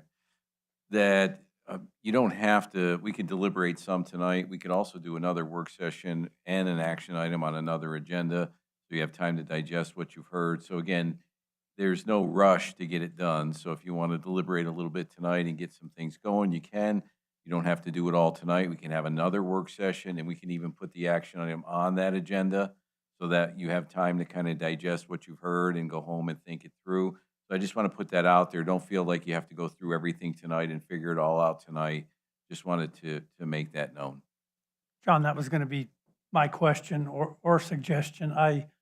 We haven't had this many, I don't remember, well, total we haven't had this many, but we definitely haven't had this many show up. And I really like to go and relook at packets and I think that would be a good idea. look And at my again, numbers. And it's very important to me who does show up. So I'd like to make that comment too. And my consideration of being here tonight is a Totally agree with a that. big consideration. But I'd love to go and crunch my own numbers a little bit first. I learned a lot more tonight than I had, so I'd like a little more time to. sure. And first of all, I'd like to thank everybody who came, and I would like to thank the council for being patient. And this is a new process that we put in. I feel that it is more equitable, and it gives a lot of people an opportunity to come and talk to you and let you know. Last year, I think some of the presentations that Matthew made, he can only take it so far. So we evolved the process. We let the nonprofits come in and speak directly to you. I think it's actually a really interesting and special thing that the community, because most of the budget we do is very technical, and so I think it's really important that in this case that they actually get to come in and speak directly to you. So I think it's a really good process, and I think everybody really has enjoyed it. I know a lot of people are taking advantage of it. So that being said, the sense I'm getting is that we'll come back, we can have another work session. We can do it any way you want. We can have a work session with an action item. We can have a work session, then do it later. But the sense I'm getting is that people would like to review the packets, given the information they've had. Work Yes. session, and then as far as I'm concerned, have an agenda item to. Yeah, so we'll come back with another work session, so you have time to kind of discuss. You can either do action on that evening, or we can have that item moved, whatever works for you. I am glad I got to hear some because the packet was one thing and then I got to hear some more information that made it clearer. And I hope I didn't mess anybody's thunder up too by asking anything. We would definitely like to thank everybody for their presentation. It did help a lot. Mayor, real quick, everyone is welcome to stay, but it sounds like we're going to be moving on to the next item. At this time, if people would like to leave, you're more welcome. We're trying to limit the noise on the background. Thank you so much. Thanks. Thank you.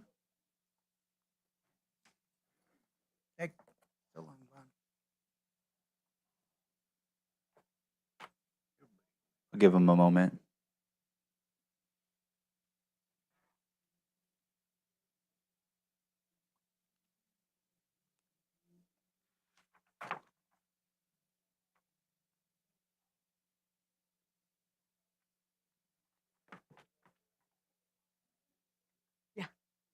Voice of experience.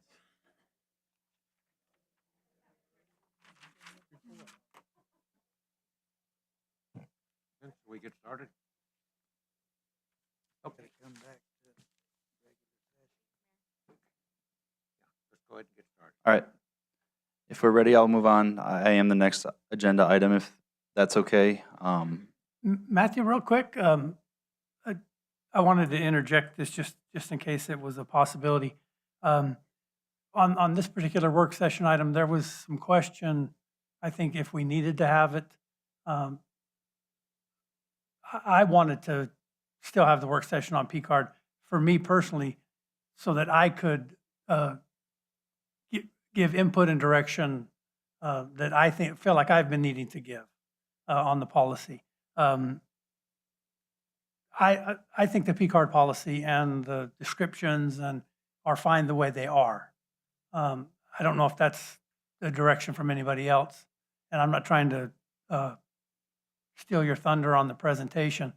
But again, there was some discussion that maybe we didn't even need to have one. So that implied to me that maybe we were good with the current policy, and I felt that it was necessary from my perspective, or for me at least, to make sure my direction was clear. And I don't know if there's a consensus for that, but I wanted to lead with that. And Mayor, Councilmember Hemphill, if I can kind of maybe clarify a little bit of, so currently we have no P card policy. Currently, our P card procedures are outlined Procedures in in a the procedure procurement policy. document, right? Correct. Yes. And in researching our policies, there was a policy that was passed that referred to a purchasing Right. procedure document. Right. And in that procedure document, it resides the use of P cards or purchasing cards. And I can kind of just go through briefly, and I don't have to read this whole thing. As we go through and we looked at that, and as P cards were becoming more of a topic, staff felt like it would be a good idea to bring a P card policy and take it out of our procedure document because it was becoming a topic that was more talked about with council. It is like that in other municipalities. There are also procedures that where the P card use resides as well. So if council chose to have a separate P card policy, that would be something, as well as just keeping it in the procedures, that is something that we can do as well. Right. So I would like to comment that I like that it's part of the purchasing procedures. I think that is where it belongs. That is And- my opinion only. And I've read through what's currently in the procedures, and I agree with what's in there. And not only because I helped write it, but I think that it addresses a lot of, I think, possibly some of the concerns that you've heard from council. But I would like to say that I mimic what Councilman Hemphill is saying, and I'm fine with descriptions. I'm fine with the procedures that we have, that staff has available to them.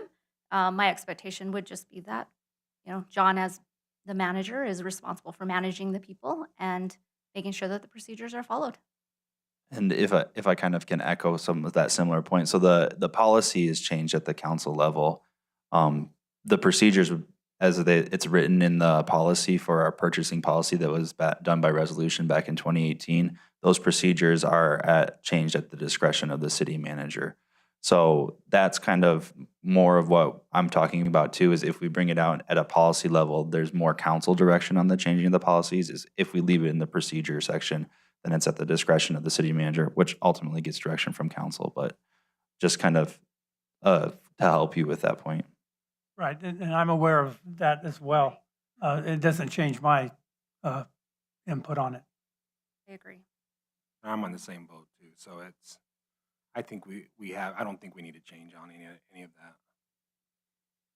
So I have some council members who would like to leave it as in the procedure document. If that's the direction, then we don't have to do anything with this item. We can leave it alone and it will die here. Can you clarify the difference? Because I'm not understanding, one's a procedure, one's a policy. What's the difference between the two? So in the past, policies have been brought to council because council wanted to see those policies and be able to make decisions on those policies and changes. Currently, the P card use and all of the stuff that's basically in the policy that I wrote is within the procedure document. And those changes or any changes in that procedure document come at the direction from the city manager. The policy is something that council works on and sets. Procedure is something that is more of an administrative thing that the city manager would give direction on to his staff. I just haven't seen both to compare apples to apples. So I did, in the attachment, there is the current purchasing procedures document that was passed with the resolution for the purchasing policy. And I know it gets confusing. We have a purchasing policy and we have a purchasing procedures. Both of those, so the purchasing policy was passed back in 2018 by resolution. And in that policy, as it went to council, it referred to the purchasing procedures. Now, council wouldn't have seen the procedures document because it is an administrative document. And so that would have been taken care of on the finance and the city manager's side. I did attach the procedure document, not the policy document. And so that's what we refer to when we refer to the procedures and where the P card use resides, and as well as all the things that I laid out in the P card policy. Really what the goal was to bring the policy to see out of the procedure because it seemed like we were getting into creating policy regarding the P card. And the procedures are reflective of an administrative internal process, whereas the policy is something where you'll set a guideline. So let's say you want to have any item at $60,000 or more brought back to council. That's a policy. How some of the internal operations operate is usually an administrative function. In fact, in most communities, you don't see very many policies. The policies that you're seeing today, most of which most communities don't look at. And when I started, my predecessor did policies only when they impacted the finances of the city. And I think Councilwoman Flores can speak to that as well. At some point, as a way of kind of corralling my enthusiasm, we decided that we were going to bring all these policies to council. And using the word policy confuses it because it's not the kind of policy that council makes at that higher level. So calling the administrative policies policies is kind of an oxymoron. In the case of this particular procedure, there still is a procedure where you have the policy document and the procedure document. The policy document historically has come to you because it deals with finances and caps and limits. The procedure document is how we process stuff on a day-to-day basis, which usually is not something council will look at. I have a question. So Matthew, the first 3 pages was the policy you included in the packet. And then the procedures, you then would not change the procedures. Section G is the procurement by credit card. That would still stay the same. Is that correct? That would be changed at the discretion of the city manager. Obviously, What's the same? So it would stay the same, right? Okay. It would stay the same. So, okay. Yeah. And so basically the Yeah. policy, that 3-page policy Yes. just took Yes, correct, that procurement and summarized it a little bit, correct. And Cleaned up language, created which a policy on it. it would need some cleaning up of language. There wouldn't be any changes to the current. It would just be language cleanup, which I think it's good practice to clean up language and policies and procedures annually, at least biannually. So there aren't any changes from the procedure to the current document in the policy. Which would have no effect on bringing P-card reports and discussing P-card reports. This is simply an administrative. Current practices would not change. Just to clarify, from my perspective, again, it seemed like we were really close to just not having this work session because we had maybe got some resolution to it in a variety of ways. And I just felt it was important, regardless of what direction we go, if the direction is to leave it or if the direction is to hear the whole presentation and make changes, that we needed to come back in a public meeting on the dais and be clear to staff and to the public what our direction was as a council. That was my objective. And I haven't looked this direction. Again, I can't look 2 ways at once, but I think that we have direction to leave it and move on. If I'm wrong, speak up. Well, you're saying you feel you've got the votes to forget about it. Votes aren't the consensus of council. No, but the leverage to forget about it. So I'm thinking you're thinking there's nothing wrong with this. Yes, from my perspective, I'm fine with the procedure. I'm fine with the descriptions. Another way to put it, and without, I don't want to move into, I don't want to get, well, I won't preface it. This for me for a while has kind of bordered on direction. Not council, not consensus council direction, but a council person giving direction or a couple, and I put it on me completely that if we have concerns about the descriptions, for example, the descriptions aren't sufficient. If I sit here and I'm thinking the descriptions are sufficient for me, and I don't say anything, that's on me. But if there's a consensus that the descriptions are okay, if there's a consensus that the procedure is okay, then we need to say that as a group. And I'm saying they're okay with me. And I think there's 3 other people that agree. Yeah, there it is again.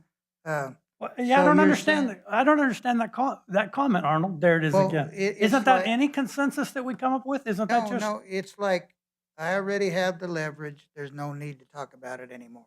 No, we'll talk about it all you want. Well, no, well, did you say that we didn't have a policy or a procedure? Or we had one and it was never adopted, or it was never followed? We have a resolution that was passed in 2018 that adopted a purchasing policy.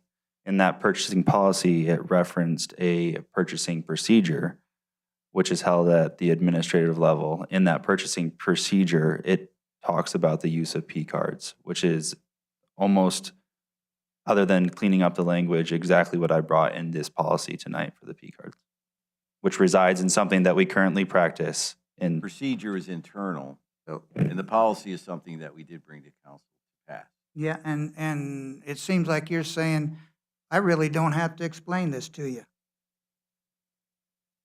Because it's administrative. I don't have to bring it Well, to the you. procedures, we can talk about it, but the No, idea no, is that. you know, really, I think everything's fine too. It's just that nobody in the will actually write down a good description of what was taking place. Asked for it for years and years, and so if it's an administrative responsibility, it wasn't getting addressed. Well, Mayor and Vice Mayor Lopez, I disagree. And I think part of the issue is that we could disagree all day long because there is no right answer, right? So I write a description and it looks fine to me. You may not like it, but that doesn't make it wrong, right? So we sat in a room and Councilwoman Brantner and Councilwoman Flores and yourself and I and the finance director, and we went through a bunch of these. And the long and short of it is that because of the nature of the work being conducted, the descriptions themselves are relatively random. So I could write a description that you like, I could write one you don't like. It's just pure random chance whether or not you agree or disagree with the You description. use that logic at times to your advantage. I hope so. And disadvantage, because we had our meeting, but us three did not tell him not to have this on the agenda No, I didn't again. say that. But, I mean, I felt like that's what you were suggesting, is why I was bringing it up, that some can change what we were going to talk about. All I've asked for years was a better description. Now, I can tell what they're using it on, probably at what stage of the job they're at, and where they're working. I like that. Now, when it started to surface more is because of mills. And when you get one that's $400, you kind of like to know, and I mean, common sense tells you it isn't one person, but it didn't say that. And when you ask for it and it doesn't take place, you kind of get a little upset. Well, So from my that's what I was asking for. Well, and I wouldn't begin to tell you whether or not to be upset about anything. No, sir, I know that. We have our disagreements. Right. But that's why we're up here. But for me, we've had a lot of types of descriptions explained to us in a way that makes sense. We've also had to explain to us that purchasing process involves supervisors and receipts and documentation beyond that description. So can I I'm ask- simply saying I'm good with the descriptions. And the I'd way like to they've ask been. one question to the council. The whole idea behind having a policy or even a procedure is that they're followed, right? And if they're not, then steps should be taken. In all the discussions that we've had about all these P cards, I've yet to see one that said there was somehow malfeasance, stealing, inappropriate use of the cards that wasn't paid back. So we can argue all day long about the descriptions, but the policies are there to guide behavior. If the behavior has been violated, I need to know about it so I can act on it. Can anyone tell me in any one of these transactions that we've talked about for months where a policy has been violated that requires me to take action? No. We were told there was no policy. In one of them, No. the payment, no, because in one of them, the payment wasn't repaid to the city for 2 months. But it was repaid. Right. But can you look at your citizen and tell them that isn't a reasonable amount of time? And in I this could. policy, Again, it's there's- subjective. No, we cannot be subjective with citizens' money. That's not The even monies close were to right. paid back. 2 months. The monies were paid back. When is it acceptable? Well, Is that acceptable to our citizens? Are right you okay now, with that? based on the documents we have, nothing was violated, and certainly no money was taken. So the inference is that, so for example, we sit in a council meeting and it's like we have all these issues.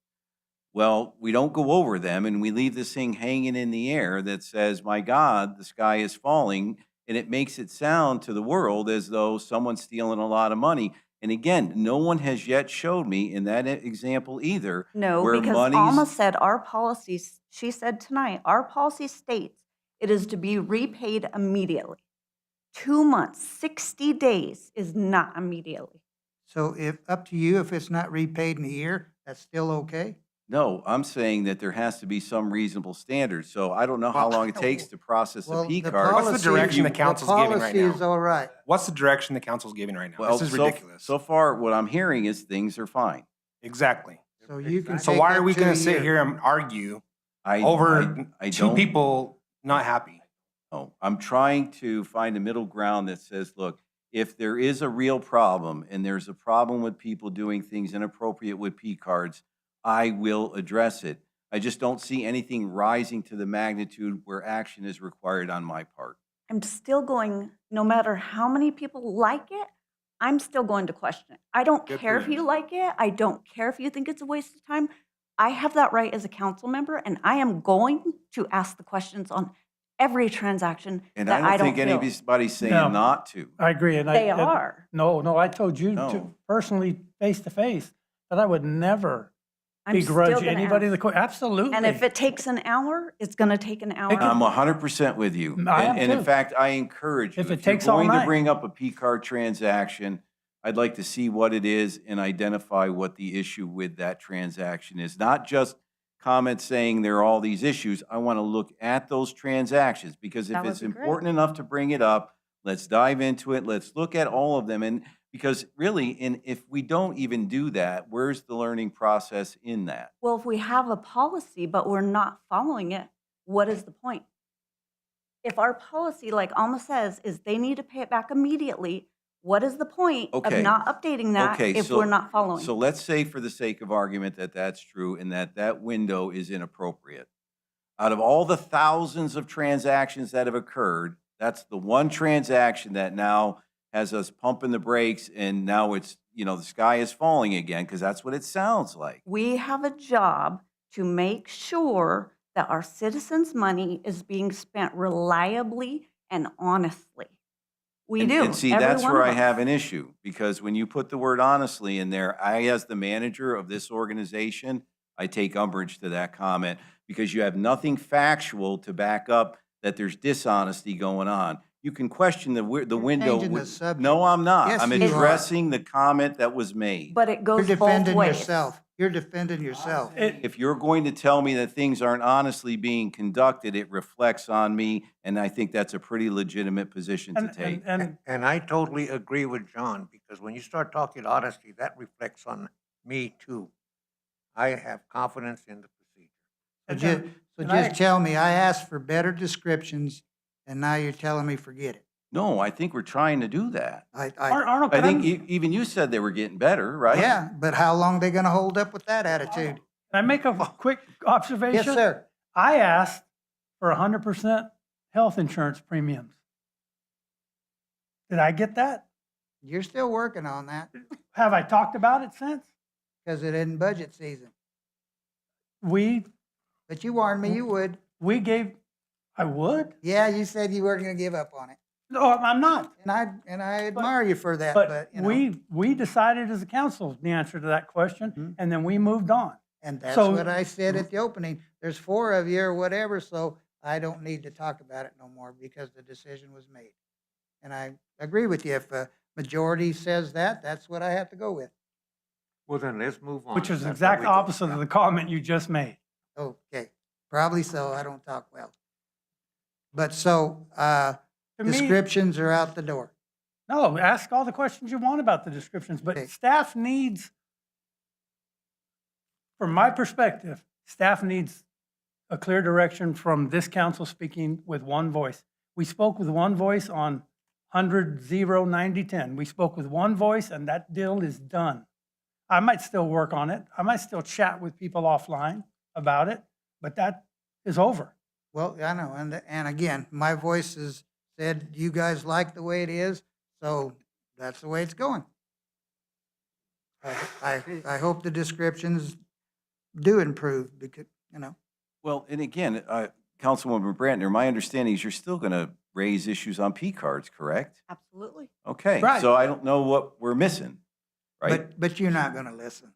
What do you mean? I've been working and trying to get these better. We've been talking about it forever. And again, my only issue is that I don't think we'll ever get there Well, I because it's think- subjective. They have said that they're okay with the policy, they're okay with the Well, that's descriptions, them. they don't Yeah. care. So that's telling us that do care, don't ask, because we're the consensus, we are the majority, we don't care, we don't want to hear about it. You guys are fine with the discussion, with the descriptions as they are, but we're not. So yes, I I'm wanted to be still clear, going I to. did not say that. I No, am and I okay with didn't you either. asking That's all the questions you want. I just Right. don't want this to be a separate policy and these procedures It's to a change. complete I'm okay with mischaracterization these. of what I So I said. think you get both.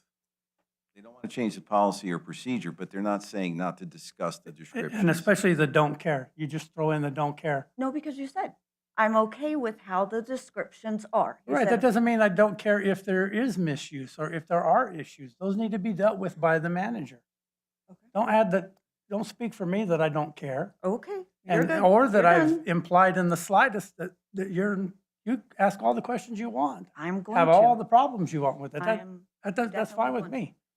I still think, and I'm just going to end with this, that we've been doing a disservice to our staff and even to the public, that we bring these things up and then we go offline and we come out of a meeting like, oh, I think we hashed out the description issue, and then we don't come back on the dais and say, this is the direction of this council. And that's what I hope to accomplish tonight. I think if you're okay spending citizen money. I'm okay with the then- descriptions. I'll speak for me. I'm saying something else. If you're okay spending citizen money, you're okay being questioned about it. Oh, absolutely. It's not yours. You should be perfectly fine with being I questioned. couldn't agree more. There's And I'm with nothing wrong that too. I don't have any Couldn't issue. agree more. So I think and again, and so maybe Bill can come in because I know we have trouble with consensus, but the consensus is that the policies don't need to change or the procedures, but that we're still going to have discussions on P cards and the descriptions if that's what council wants to do in the meeting. I mean, that's what I'm taking from this, right? Because they're kind of two issues, right? The one doesn't negate the other. I just want to make sure that the policies that we have are followed, and they're not. So I want to make sure that it's not ambiguous But- to the but- employees. Like if you say it's required immediately, not just for the one, but for anybody, if it says it's required immediately, I want it to be clear for them, for us. That way there's not. Can I comment on the immediately part? Sure. Because immediately is not possible until you know. And so immediately after finding out is totally different than immediately. Right. So I think that needs to be thrown in there. And I also think that saying the policies are not followed when you have a sample size of like one and then all the rest are fine, I don't think that's a genuine description, right? They may not be followed all the time, but what in life is perfect? And yet I still do not have an example where someone stole using a P card or somehow did something inappropriate. Can I You- clarify something? Sure. How is policy not followed? I'm just stating immediately. 2 months, not immediately. And I would say in our current procedures, where does it say immediately? I asked Alma about it. It's on page 41 of the packet. Can you read And that for it me? says, Or can we pull it up yeah, so we it can just see what we're says- talking about? should a purchase card accidentally be used? And is or this in the personal policy or the purchase? It's procedures? procedures. Okay. The employee should have the merchant reverse the transaction, but if this is not an option, the employee must remit payment to the clerk's office immediately. And that's what we did. They must remit the payment immediately once there's. Right. And Once so it's to the identified. Councilman McGoy's point is that immediately, especially if you're processing it, how long does it take you to know it was wrong? Again, I think a couple of months, I don't know that that's unreasonable. And I can only again, go off of mine. Yeah. I used my card at the city league in towns. 2 days. 2 days later, I got an email and it says, there's been activity on your card. You need to blah, blah, blah. I didn't sign up for that. I didn't ask for that. I don't know who did. I get the email and I know that I've spent it. Maybe everyone doesn't. I don't know. But to me, as soon as I get an email, I'm notified. yeah, and I've I don't used know my that card. she got any, I I've don't know never what gotten an happened in email that instance, on but a it P was card purchase. one instance of thousands. So, Mayor Ortega, just to add to it, and Councilwoman Bratner, I'm going to vouch for our employees on this one. They come and pay that back with the clerk's office, and I did run a report last week when this was discussed at our management meeting. There's been a total of 8 transactions that somebody accidentally used their P card to purchase. They're paid within 2 days that they see it. The one you're talking about is the only one that I've ever seen, and I don't know that it was a full 60 days, and I think she intended to pay with her credit card. So just the time frame, and from banking, when she made the purchase and then the statement went out, it didn't show up on her statement until like the following. And so just to vouch for our employees and for the record, when you say 60 days, it makes it sound like the employee purposely did not want to pay that back. I honestly think she didn't know until she got her credit card statement, which unfortunately was just about 60 days later. Total of 8 with how many transactions for P cards that we have, that's great. And it gets paid within 2 days 8 and how long? since the beginning of the year. Okay. Mhm. Thank you. again, Yeah, and they've been that's very, what I'm very trying small. to say, it's the frequency. So when we say they're not being followed, it's a very minuscule percentage, right, that we have an issue with. And I'm not even saying, if you want to have an issue with that transaction, that's fine, but it's one transaction out of thousands. That's Right. what I've been saying all along. It's not, the majority of the employees are great. There's great descriptions in a lot of them. It's just them few that also seemed like you can't get a handle on. Well, again, there's a limit to Yes. what I can do. I can't Yep. go follow everybody around. Now, the process is that they have supervisors who then take their purchases, the receipts are attached, they process them. I don't even I see don't them. have the luxury of passing the buck. I got elected to pay attention to this, and so that's what I was doing, but the majority have said, don't worry about it no more, so that's what I'm doing. That's my direction. Okay. Arnold, your direction is to do whatever you want from Yes, this seat and I here. will. Yes, sir. That's what I'm saying, but I have the responsibility of bringing it up. I can't And you pass can the bring it buck. up. You can bring it up. Okay, so where are we? Okay, so that's, we're gonna go ahead and close the, we're gonna go ahead and Well, close, real quick, so am I not bringing a policy back? Am we leaving it as just as a procedure document? Yes. And so, Yes, for me. so Yes. I'm seeing at least 4. Should we bring it back or not? Leave it as a procedure or bring this back as a policy to Yes, for pass an me. action? Just leave it alone. Leave it Leave it Mr. alone. Mayor, this is Bill Sims. As I listen to this, and I've looked at your code, and I asked John why you have in your code that at work sessions there can't be any action. I understand this was because you adopted these work sessions more frequently, and but the problem is so and the public isn't necessarily here with public comment. That's why you perhaps don't want to vote. But the problem is, I'm hearing tonight, all of you have different views as to what has been approved, and so you have a nodding of the head. So you can leave your code the way it is, but that does end up with the imprecision that causes some of you to think that the policy or procedure may not be what it is. As I understand this, you, the decision makers, have adopted a policy. Your manager has adopted a procedure.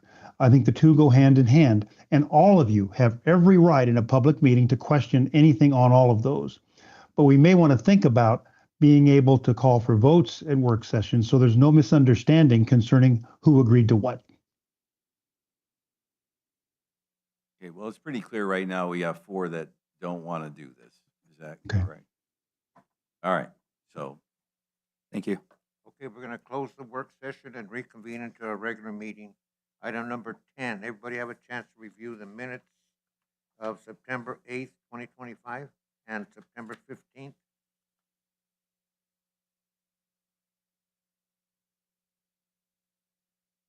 Mayor, I move that we approve the minutes for September 8th, 2025 and September 15th, 2025. Second. Okay, we have a motion and a second to approve the minutes for September 8th and September 15th. All in favor? Carries. The next item is 2, special event liquor license application at the annual Harvest Festival. Good evening, Mayor and Council. This is a request for the Mayor and City Council to review and approve the Arizona Department of Liquor License and Control application presented in support of the 2025 25th Annual Harvest Festival event in association with United Way of Graham-Greenlee County and the Graham County Chamber of Commerce. This application requires approval by local governing body for final consideration by the Arizona Department of Liquor Licenses and Control. Strategic goals is quality of life. Background. This is a one-day event scheduled for Saturday, October 18th, 2025 from 10 a.m. to 10 p.m. This year we are hosting an Oktoberfest beer garden for our evening activities, which will include various contests and live music from 3 p.m. to 10 p.m. Proceeds from this event are to benefit the United Way of Graham-Greenlee counties. Analysis. The Graham Chamber of Commerce Special Event License application provides a detailed security plan, which will include a cordon-off area encompassing the entire City Hall lawn, identified by barriers and signage to define the open container alcohol zone. There will be 3 controlled entry points with security oversight located on Main Street at the lawn entrance walkway that leads to the Firemen's Memorial and the 7th Avenue City Hall Drive entrance for patrons, and the east end of the event stage for staff and event personnel access. Furthermore, the event, 2 roving security personnel wearing identifying vests will roam the lawn area throughout the event to ensure no alcohol is permitted beyond the designated alcohol zone. All attendees purchasing alcohol will be checked for proper ID and provided with a wristband to identify patrons able to purchase, carry, and consume alcoholic beverages. All servers will have the required Arizona Title IV alcohol service certification and will ensure only 2 beverages are purchased per visit.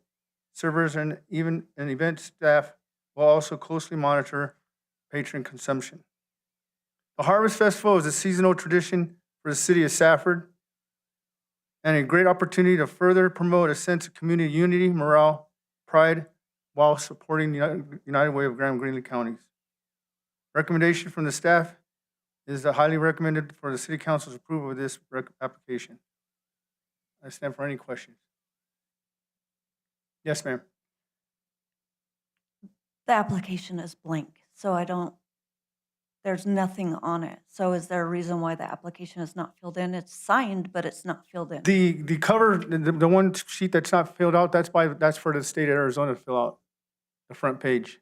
This section, nothing is filled out. Yeah, that's all for the actual, So we've got something different that you put in our packet then, because there's nothing. It's empty. The entire application is empty? Empty. Everything in our packet is empty. That what the gentleman signed doesn't have to be filled out? This is what Sorry. I pulled up online. It's empty. There's nothing. Councilwoman Bratner, I apologize. That's kind of strange because I'm pulling this from the website as well. So if you're looking at the website one and I am, mine's filled out. I don't know maybe with your iPad, what's going on. It's what's in the packet. I just Yeah, downloaded this is in the packet as well. I downloaded mine before the meeting, and mine's blank. Yours blank as well? And I just downloaded right before the meeting. The one on this screen looks filled in, but Yeah, mine I'm on the city website. This is the agenda from the city website, so I apologize. I don't know what's going on. Do you guys have it? No, mine's not. Brad, do you have yours? my copy is from the website as well. It's completed. Yeah, see, and I downloaded mine. Mine's filled in, so. This is not even downloaded. This is live on the website right now. So it must be a computer glitch because mine's filled in. Councilman Arbizo, is yours blank as well? So something. And I had just downloaded it right when I got here. Strange. Yes, mine's blank.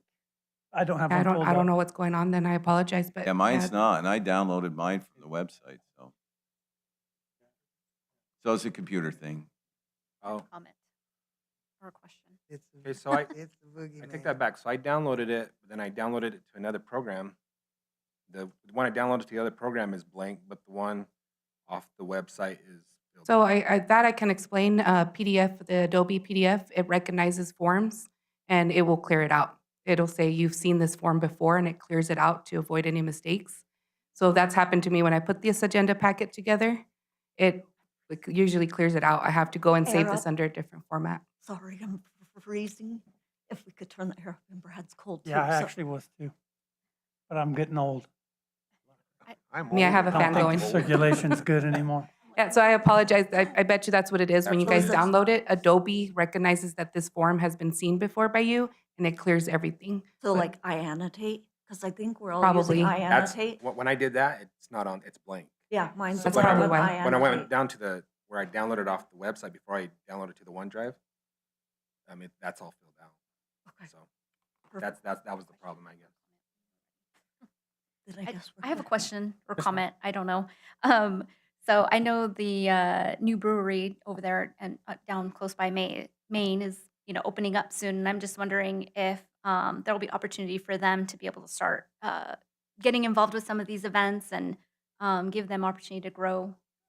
We've been trying to get them online for quite some time now, and it is September 24th is their soft opening. September 24th is their soft opening, so the idea is to eventually draw them in for this, especially with the microbrews, but it'll probably be next year. And Maybe Okay. the Spring Fest, we'll see them. Okay, that would be great. Want to make sure we're supporting our local. Yes.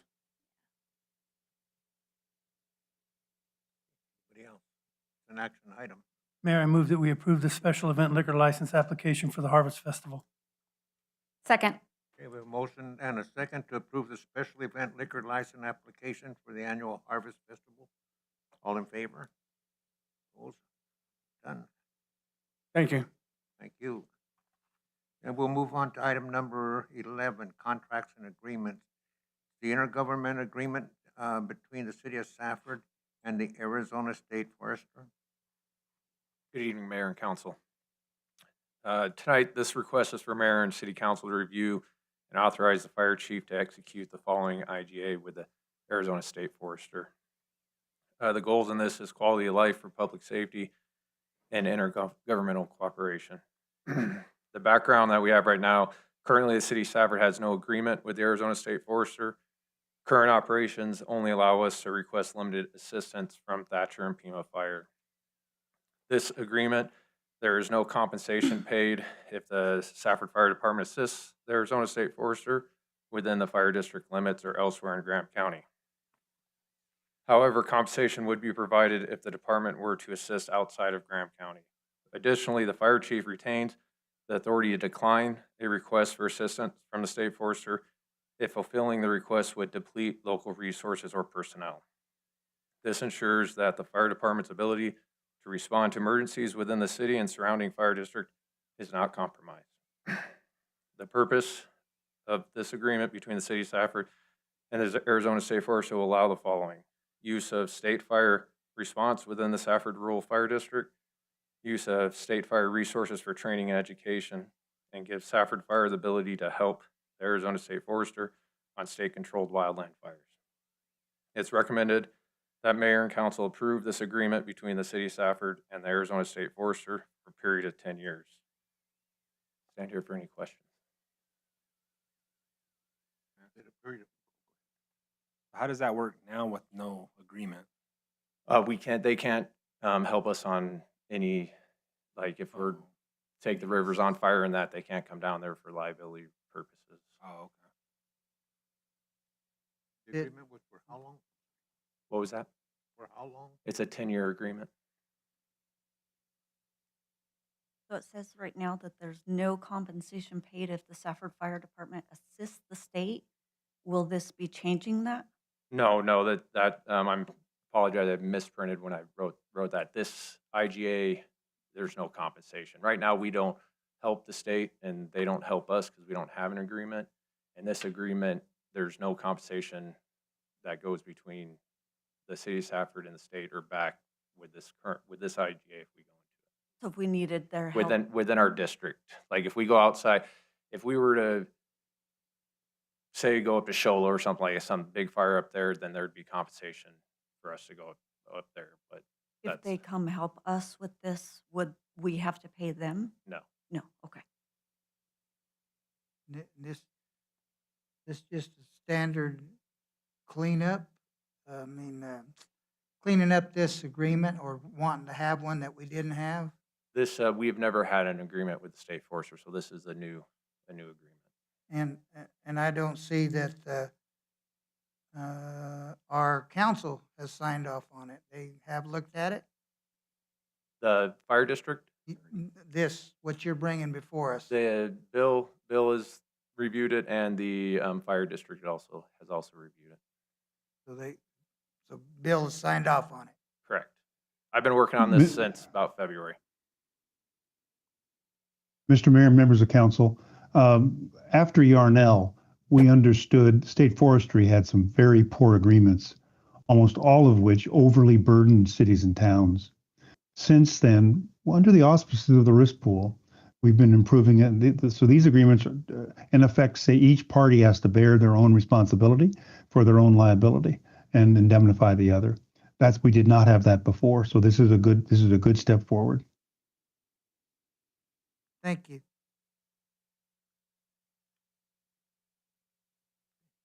Mayor, I move that we approve the IGA between the city of Safford and the Arizona State Forester for 10 years. Second. So a motion and a second to approve the IGA between the city of Safford and the Arizona State Forester. All in favor? Opposed? Done. Thank you, Mayor and Council. Okay, then we'll move on to item number 12. Ordinance. It's the first read of ordinance number 025-009, amending chapter 16.08, subdivision procedures and requirements, and chapter 17.72, large-scale city of Safford development, and update the development regulations between city of Safford to comply with HB 2447. And the first read of 025-009 and HB 2447. Jamie? Good evening, Mayor and Council. This is a request for the Mayor and Council to have a first read of Ordinance 25-009 regarding HB 2447 and related municipal code updates. This is the one section that we removed from the House Bill 2928 that we discussed earlier in work session. This does apply to the city of Safford, and it has to be in effect by January 1st, 2026. The legislature has worked over the past several years to remove what it views as barriers to housing development in the state. On September 8th, 2025, the council held a work session which did also include House Bill 2928, which has now been removed. Direction was given to include the recommendations by the staff for the expedited permit review and the self-certification program. After reviewing the bill with city attorney, House Bill 2928 has been removed and will be discussed in a separate work session, which we have already completed. Other small updates have been included to update our code to comply with state statutes and changes in technology. The bulleted points are what will be changing. Number 1, site plans, development plans, land divisions, lot line adjustment, lot ties, preliminary plats, final plats, and plat amendments will be done administratively. License meaning in this section includes a building permit. We will now allow at-risk submittals with a permit for on-site preliminary grading and drainage, and we will allow for expedited permit review. Staff suggested the fee of half of the cost of the building permit, and a self-certification program is allowed by this bill, but at this time, staff does not see it as a benefit to the city of Stafford and does not see the need to implement it. Based on the information provided in the work session, review of current legislation and our municipal code, staff requests a first read of Ordinance 25-009, and your packet includes the 2 municipal code sections that will be updated with red line inclusions. With that, I will stand for questions. This is the one I asked about earlier that we're no longer going to need to have hearings? Yes, Mayor and Vice Mayor. So I will scroll back to um, what changes for the city of Safford most are preliminary plats and final plats and plat amendments for subdivisions. The other things we already do in-house unless there is a variance requested or some of those other items. This does not at this time affect zone changes. So those will still go to the Planning and Zoning Commission and then the council. And this also doesn't affect the Board of Adjustment or any variance application that an applicant would make that would still be heard by the council. Thank you. I'm glad I waited.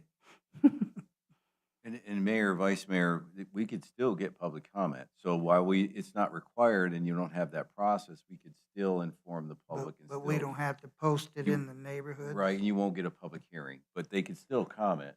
Correct. So we can keep council in the loop, and then if we want to, we can still allow for public comment. It just won't be a public hearing format.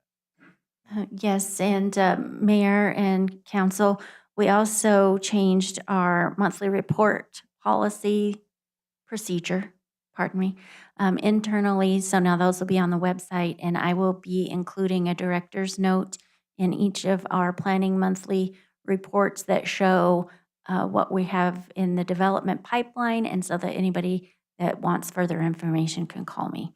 And we've updated that just to give further information and access to the public.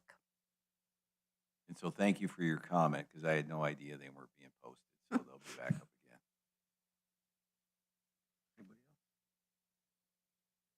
Mayor, I move that we approve a first read of ordinance O25-009. Second. Okay, we have a motion and a second to approve the first read of ordinance 025-009. All in favor? Thank you. This completes the first reading of ordinance number 025-009, an ordinance of the City of Safford, Graham County, Arizona, amending Chapter 16.08 subdivision procedures and requirements and Chapter 17.72 large-scale development to update the development regulations within the City of Safford to comply with House Bill 2447. Thank you. Mayor, could I ask a point of order? Mr. Danny Smith has come in late. He was detained at a different meeting. He would like to comment on the donations program for Downtown Association. I was wondering if we could allow him to speak under comments on agenda items. Would that be appropriate? Yeah.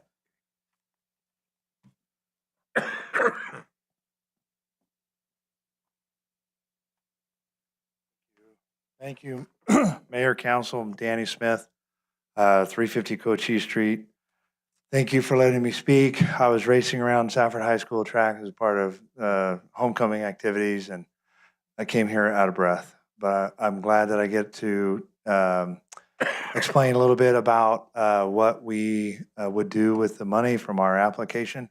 This reminds me when I was 24 years old, I came here and I was shaking like a leaf, asking for $10,000 to match $5,000 that we had raised in 1994 to do a streetscape study for Main Street, to do the landscaping and the bump outs and such. And the council said, we've never had anyone bring money with them when come and look for some money. Since then, we have done some projects where our sole purpose is to enhance and revitalize Safford's commercial historic shopping district. We brought $200,000 to landscape the ADOT parking lot. We applied for and received $400,000 for the streetscape improvements. We've done lots of little projects, installed street signs, speaker system, welcome to downtown signs, landscaping, Christmas decorations. That's one aspect of what we do. We also do events, Merry Main Street and Light Parade, bring 5,000 to 7,000 people down to downtown, reminding them of what's available downtown. Our purpose is to make the cash registers ring, improve properties, raise the water table, and make a viable shopping district, or keep and re-enhance a viable shopping district in downtown Safford. That's our only purpose. We don't have paid staff. We have a $9,000 a year budget, but we do some projects that are pretty neat. We're working on a $1.1 million project at the Safford Theater right now. We're getting really close to getting it done. So we just work hard, and we're tiny, but we would really appreciate your support.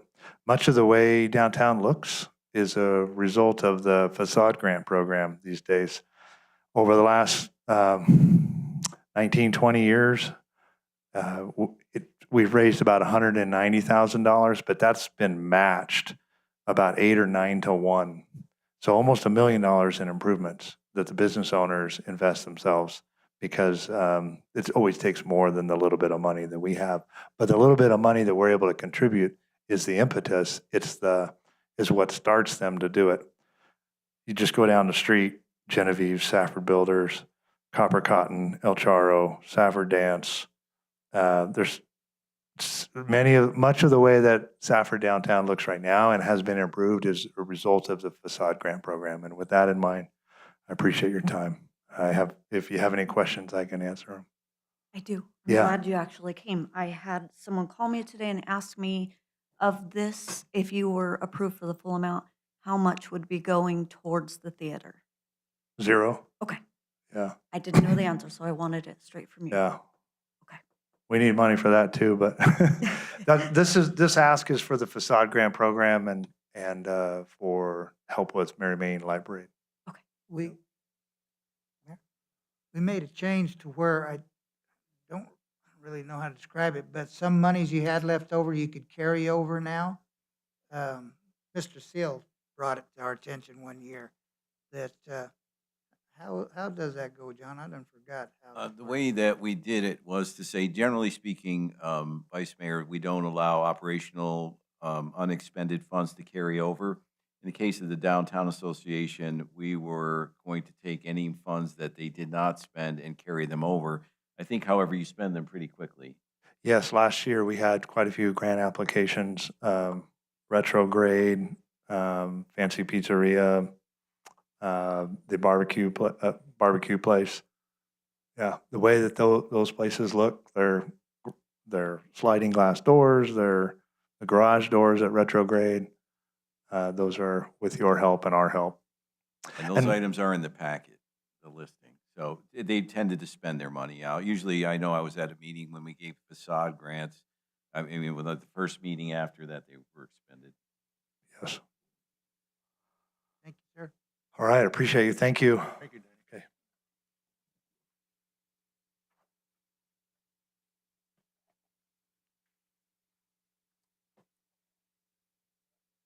So now we're back to operational items. Number 13. Troy, ready? Mayor, Council, this is a presentation that I provided to Mayor and Council through an email. We've also talked about it on the podcast for about an hour and 15 minutes. It is 13 slides. And then we've also talked about it on the radio for about 30 minutes. How would you like to proceed tonight? We are planning to present this next week on October 13th before the public hearing. So to kind of help people start focusing their comments possibly on correct information. I can present it tonight. I can skip through it quickly. How would you like to do it tonight? Would you like to hear? Is there any questions? What kind of questions are you fielding as a council? We are fielding questions in the finance office for a lot of this stuff. 90% of that is solar, but we do get questions about the other things. How do you feel about this? Do you want me to go through 13 slides? It takes some time. There's a lot of information. I can make it as quickly as possible, or how do you want to proceed? So if we don't do that, can I just interject just for a second? So it's been a long time since we sat as a group and we talked about the rates. And in the time between then and now, we've had several people come and speak at our meetings and make comments regarding those rates. And, you know, even myself, I've misspoken on a few aspects of them. So they're complicated. And, you know, a lot of times the comments that have been made have not been accurate, right? And I'm not saying they were intentionally inaccurate. It's just people are making comments to the best of their ability. And so the idea behind this is to say, and we can do it on the 13th instead of doing it now, What it does is it addresses the key points in each of the utilities. It also addresses the idea of how utilities are structured, right? We have an expenditure pattern. We are building revenues. Those revenues are distributed in as even a manner as possible. Or in some cases, like in solar, where you have a special use case, there's a special charge or revenue that we generate for that. So the idea behind these, and the finance director can go through these on the 13th prior to the public hearing, because I want to make sure that we do get the right information out there.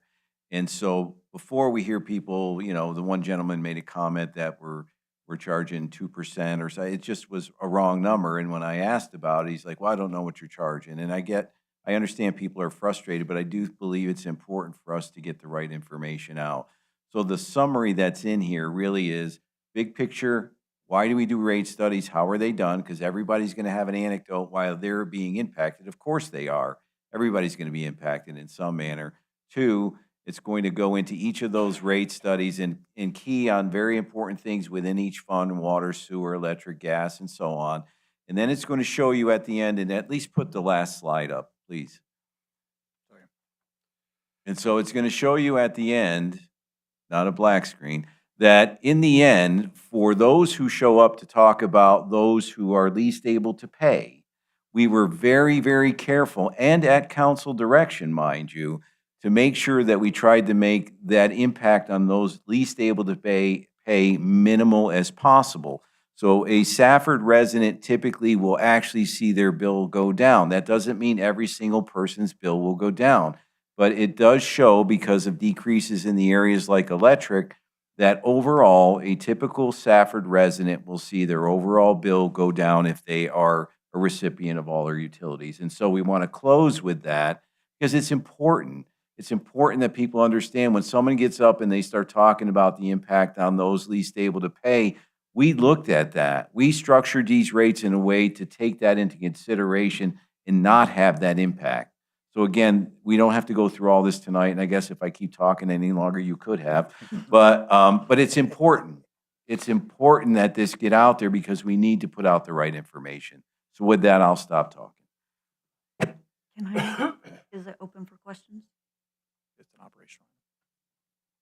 The question that I got, so that I can pass this on to the experts, is, so we've clarified that now each month their excess that they haven't used, that they're carrying over, each month they will get 25%.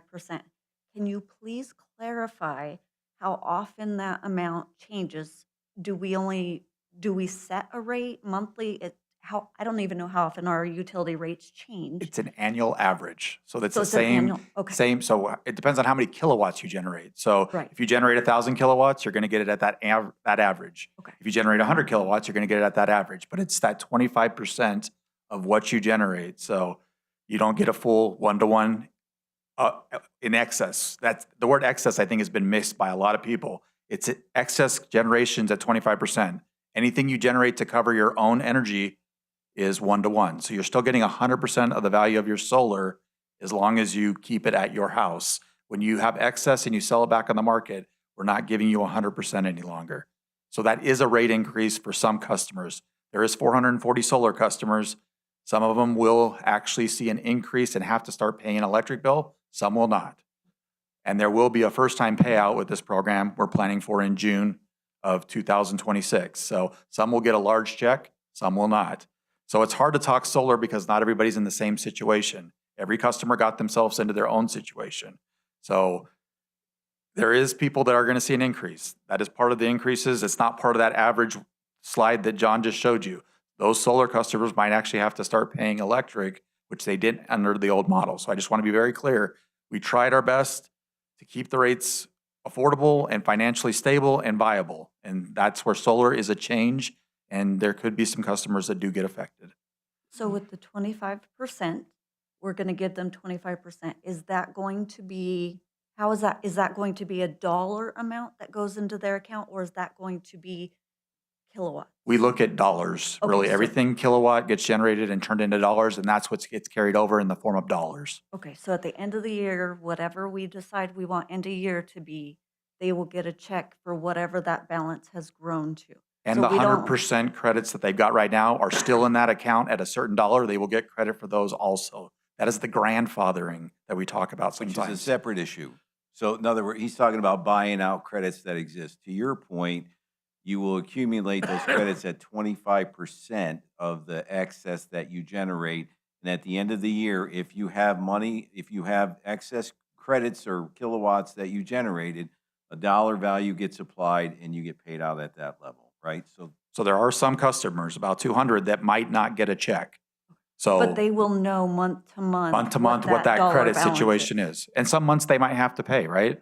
They're so used to not having to pay a solar bill, they might have to pay in September, but they don't pay in October, they don't pay in November, but they might have to pay in January, February. It all depends on how your solar was structured, how your heat pump works. So So everyone's a unique situation. We don't have grandfathering right now, right? None of The us- grandfathering that we talk about is that idea of paying out the credits that have currently accumulated on their account at the current value. nothing That's the moving forward. grandfathering. I think the grandfathering you sometimes hear when you talk to solar customers is what the Corporation Commission puts on other, we don't have to follow the Corporation Commission. The Corporation Commission can make you keep ratepayers at a certain rate for the rest of their lives. We don't have to do that. That's the city of Safford can grandfather you. They could choose not to grandfather you. We could zero out everyone's accounts in November. It's really up to council. We're not suggesting that. The financials were figured out as if we did what we were proposing, which is the payout of the credits. And remember, the whole point is the current structure the one that we're proposing is designed to take into account the cost that we incur for delivering that unique service called solar that's separate and apart from everyone else, right? So up to this point, we're not recovering anything, right? And again, as I said earlier, you have a certain expenditure profile you're trying to hit, you're trying to balance that out with your revenues and where they get charged. Well, solar is a unique program, which up to this point paid nothing back into the system for that unique program. So you have to review the design, you have to review the installation, you troubleshoot the system, you bill for the system, they use our grid. None of those costs were being covered. The new proposal takes those costs into account as opposed to me charging you as a non-solar customer for the costs that you're still incurring, right? You're now making them apply to those who are generating the cost. Because they're still using our systems like at night. Correct. Correct. A lot of them, their system is based on what they generate on their solar goes back into our grid. It doesn't get used at their house, but some people do have systems where it's designed to get used at their house before it goes back on the grid. Everyone's a unique situation. So when you talk solar, you just have to say typical, and they don't understand that I can't speak for everybody. I don't know everyone's unique situation. The city does not keep track of everyone's solar contracts. We do not know their unique situation. Well, I'm glad we could shorten that item. But this is 90% of our comments, but are there any other questions that you're fielding as council members that you feel like need to get out there that maybe I can clarify really quickly? If you said we had 400 solar customers, 440, I believe, is the number. this is just a hypothetical. If all our customers were solar, would we go broke? Yes. So we're. Under the current program, you would go Under the broke. current program, Yes. Under this new program, maybe we get broke. maybe, yeah. So that's where, You probably still got it right. why would we try to put ourselves out of business? To make it short, because we've had a long evening, I still propose that we do not pay back more than they do next door. Let's match what the co-op I pays believe it's out. 12%. Yes. Well, I just yes. want to, and again, not to be, I don't want to get into a discussion now because it's operational. Yeah. I don't mind doing the dialogue, but we can have more of a discussion if you want at some point, although our next meeting is on the 13th. But at the 27th, we will vote on this item. At that point, that's when you guys, as a council, will get to answer and give your opinion on what the rate should be. At that point, we can make a change. Well, But it would be nice as staff if you would let me know what those changes could look like so I could be prepared for them. The change I would propose is that we give the same amount as the neighbor. Okay. Because you did clarify if everybody was solar, we'd go out of business. So that's. I've never been asked that question, but that does The turn question everything on a that dime. has to be raised, is that an additional charge, which we didn't notice? What I was going to So- ask, would we have to renotice that if we? I at this think if point you. changed it. I think you Yeah, could go 'cause it- down. Oh, but the problem Oh, is you're because giving you- less. You're giving less Yeah, than that'd what be you were an giving increase. before. Right. So I guess if we wanted to do that, we could pause that for 60 more days and go through that process. Well, I did ask about this earlier in our discussion, and I was postponed on it, and now we got to this, so. Well, don't and I know. think we could still accommodate it. We just would have to let that one go out farther. And the reason is. 60 because- days, okay. Yeah. 60 so days you from can that still do vote, so it. it'd probably go to January before we could enact it. I have another concern on the water, like the car washes. What water, okay, that all goes in the sewer, so the ice people that make ice. Industrial So- rates. Some of their product does not go in the sewer. So Correct. we have devices to read that, to give them credit for it, So the, and things like that, but, this is the you- first time we talk about it in these slides. We do have deduct meters for commercial customers, especially those industrial customers. and so we're giving them a break on that other, and if they don't have the meter, we estimate something by common standards to give them a break on that? Correct. There is sewer customers that do not take water from us, so we have to do it estimated. And there's a rate increase proposed for them, just like everyone else. But it is based on just a $58 understanding. There is no math or science behind it. It's just $58. And so, and also, I thought I saw a paragraph said something about, we were giving people a break like that for irrigation. Yes, that's part of the deduct meters. If you're a commercial account and you're irrigating your property, you can receive a sewer credit in the form of a deduct meter. The- So the hospital does do that The hospital gets a break on their water. on their for irri- sewer, On their sewer. but not because their water. They still pay for the water. They don't pay for sewer. So, The water they use to irrigate, they get a break on their sewer. correct, because you'd end up paying both, right? If you did your, commercial customers don't get the benefit of a winter average. They have to pay based on their water usage every month. So if you're commercial and you use it to irrigate, you would end up paying a sewer fee based on that water usage. In the case of commercial, we do offer deduct meter. If they wanted to obtain one of those, they could get a reduction in their sewer fee. And that's a program that's been around since 1999, when they started contemplating the idea of the sewer treatment plant.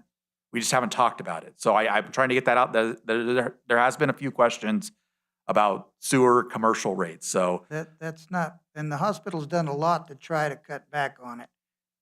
Their plants and things, they even use some of their air conditioning runoff to irrigate, but why, I don't understand why we'd give somebody a break on water when it's so precious, give them a break to irrigate. So no breaks on water, but we do think it impacts our sewer fees by about $60,000 a year. It's, I still take- $60,000. I guess I take it as a break, but okay. But yeah, there's some things we did back in 1999 to offset that breaking. So we came up with a multiplier for sewers for commercial. So we actually, it's not 1-to-1, it's 1 to 105% or 1 to 150%. So we multiply their water by some multiplier, so they end up paying more in water, so, or more in their sewer charge than you would anticipate to offset those deduct meters that we do offer. So Well, there's a 1-to-1 relationship there, that deduct meters and multipliers came into effect at the same time. Well- And this slide kind of talks about it here. And, okay, again, on the solar, when I've brought up lowering the rebate rate, I get a feeling from you, you're hesitant to do that. Again, I think we've looked at it from a national and even a statewide average. We try to take an average of the state of Arizona. And I think our 25%, remember the town of Thatcher is our next door neighbor. They're still offering 100%. So we're trying to be competitive with our neighbor, but at the same time, look at the whole state. In solar? SRP and APS do offer, I think SRP is higher at 36%. So Yeah. we believe that 25% is a good medium, but not to say we couldn't make a change in next year or the year after. Let's see how it goes, because this is the first time we're delving into the idea of not giving 100%. So maybe we hold off for a year, see how the fund's doing, and see if we need to go further. If we're losing more and more funds to solar, maybe we make that decision in 2027. You've got it going up in about 4 or 5 years from now. Correct. So electric rates You're will. talking about going down, and I'm talking about going down, you're talking about going up, so. And again, again, this is a 5-year study. You have time to look at the fund balance and make that assessment on how the fund is doing on a year-to-year basis during the budget process. So let's not pay- everything is solved in November. You have every year to look at this and resolve it every year. So Let's there's start time. off at 12%. I do want to maybe mention, as I recall during that meeting when we were asked, it wasn't voted on, but there was some nodding of 25% yes. So I just want to say, Yeah. I do still agree with the 25%. Mm, I would like to stay there. I do too, and I was one of the ones who didn't nod. I said I like 25%, but we're going to vote on it at some point. Yeah, I Yeah. know y'all agreed on that, but I'm still trying to sway you. Right. I Save just, that for the 27th of October. I All did right, have one so- other question on where you had the summary. You had wastewater as current charges 3767. I thought it was 36. It still nets to zero change, but So I think it's at 7,200 gallons is 36, and then you have to start paying for that 300 gallons of incremental. so if you, okay. I think you used to calculate these, didn't you? So it's the 300 gallons is what got you Okay. there. Okay, good? At the next rate. Okay, we feeling Well, good? I- I will give a full presentation. It will take some time prior to the public giving their opinion. I hope it's a full room. I also hope it's not a full room. So I hope it's not at we have the charitable thing at the same time. dang it. I hope not No, because. and we don't have to. I mean, the charitable, I mean, we were mailing checks out for quite a while, so we can postpone that so they don't coincide. And with the charitable, if not, it's And- planned to happen at the and- same time. And hopefully the manager will fill this room up on the rates as like he did tonight. So we can have a good meeting and comment. Can't make any promises. Okay. We have tried to get the message out. Again, I've gone on the radio. I suggest people go to the podcast where we spend an hour and 15 minutes discussing this between me and Matt and our podcast interviewers. I think that's a great discussion that gives people the highlights and the lowlights. There are some rates that are going down. It's not all about an increase. So we try to point out all that. I went through every slide. It was an hour and 15 minutes. I just listened to it this morning and I was so impressed. I wanted to send it to my dad. Okay. I agree. Let's All right, thank you move guys. it to the. Okay, if not, thank you. We'll Mayor move- Ortega, point of order, please. We have Mr. Tad Jacobson that was originally going to speak for the donation program, but he was pulled away, and he's back now, and so he was asking if you would be allowed to speak as well. Okay. If you'll just state your first and last name and what organization you're with.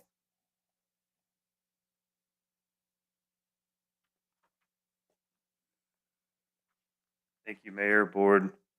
I'm Tad Jacobson with Safford High School Boosters.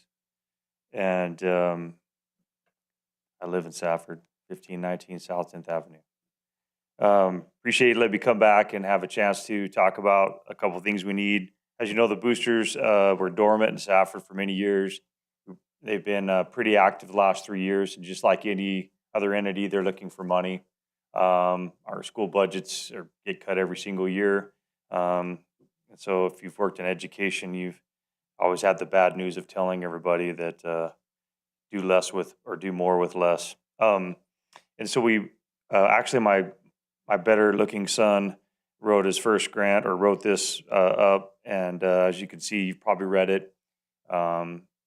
We are spending too much money on wear and tear on uniforms and uniforms that are missing. Unfortunately, when kids don't turn stuff in or don't do it right, you can't legally charge them for it. There's no kids in here. They still get to graduate. There's really no fine that you can give them. The purpose of the washing machines, and they haven't been around at the school for many years, would be that when a game or practice is done, that kids could take their uniforms or practice jerseys off or anything that we spent hundreds and hundreds of dollars on and put them in a laundry facility on our campus. And the money amount we figured for commercial stuff would be between $5,000 and $6,000. Whatever we could get would be a good start, and we do have a little bit of money to contribute to it. So we just like to be considered for any part of this money. And thank you again for your time. If you have any questions, I'd be happy to answer them for you.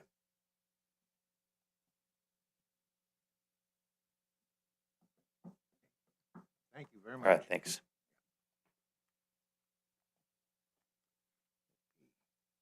And we'll go ahead and move on to item number 14, announcement of current events. Anybody?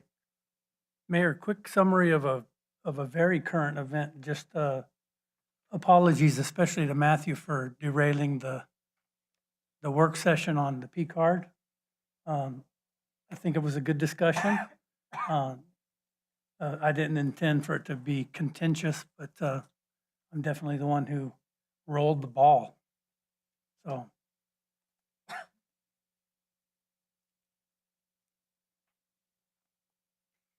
Good evening, Mayor and Council. I emailed you this morning letting you know that Mr. Figueroa not resigned, but he's chosen not to apply for the Planning and Zoning Commission.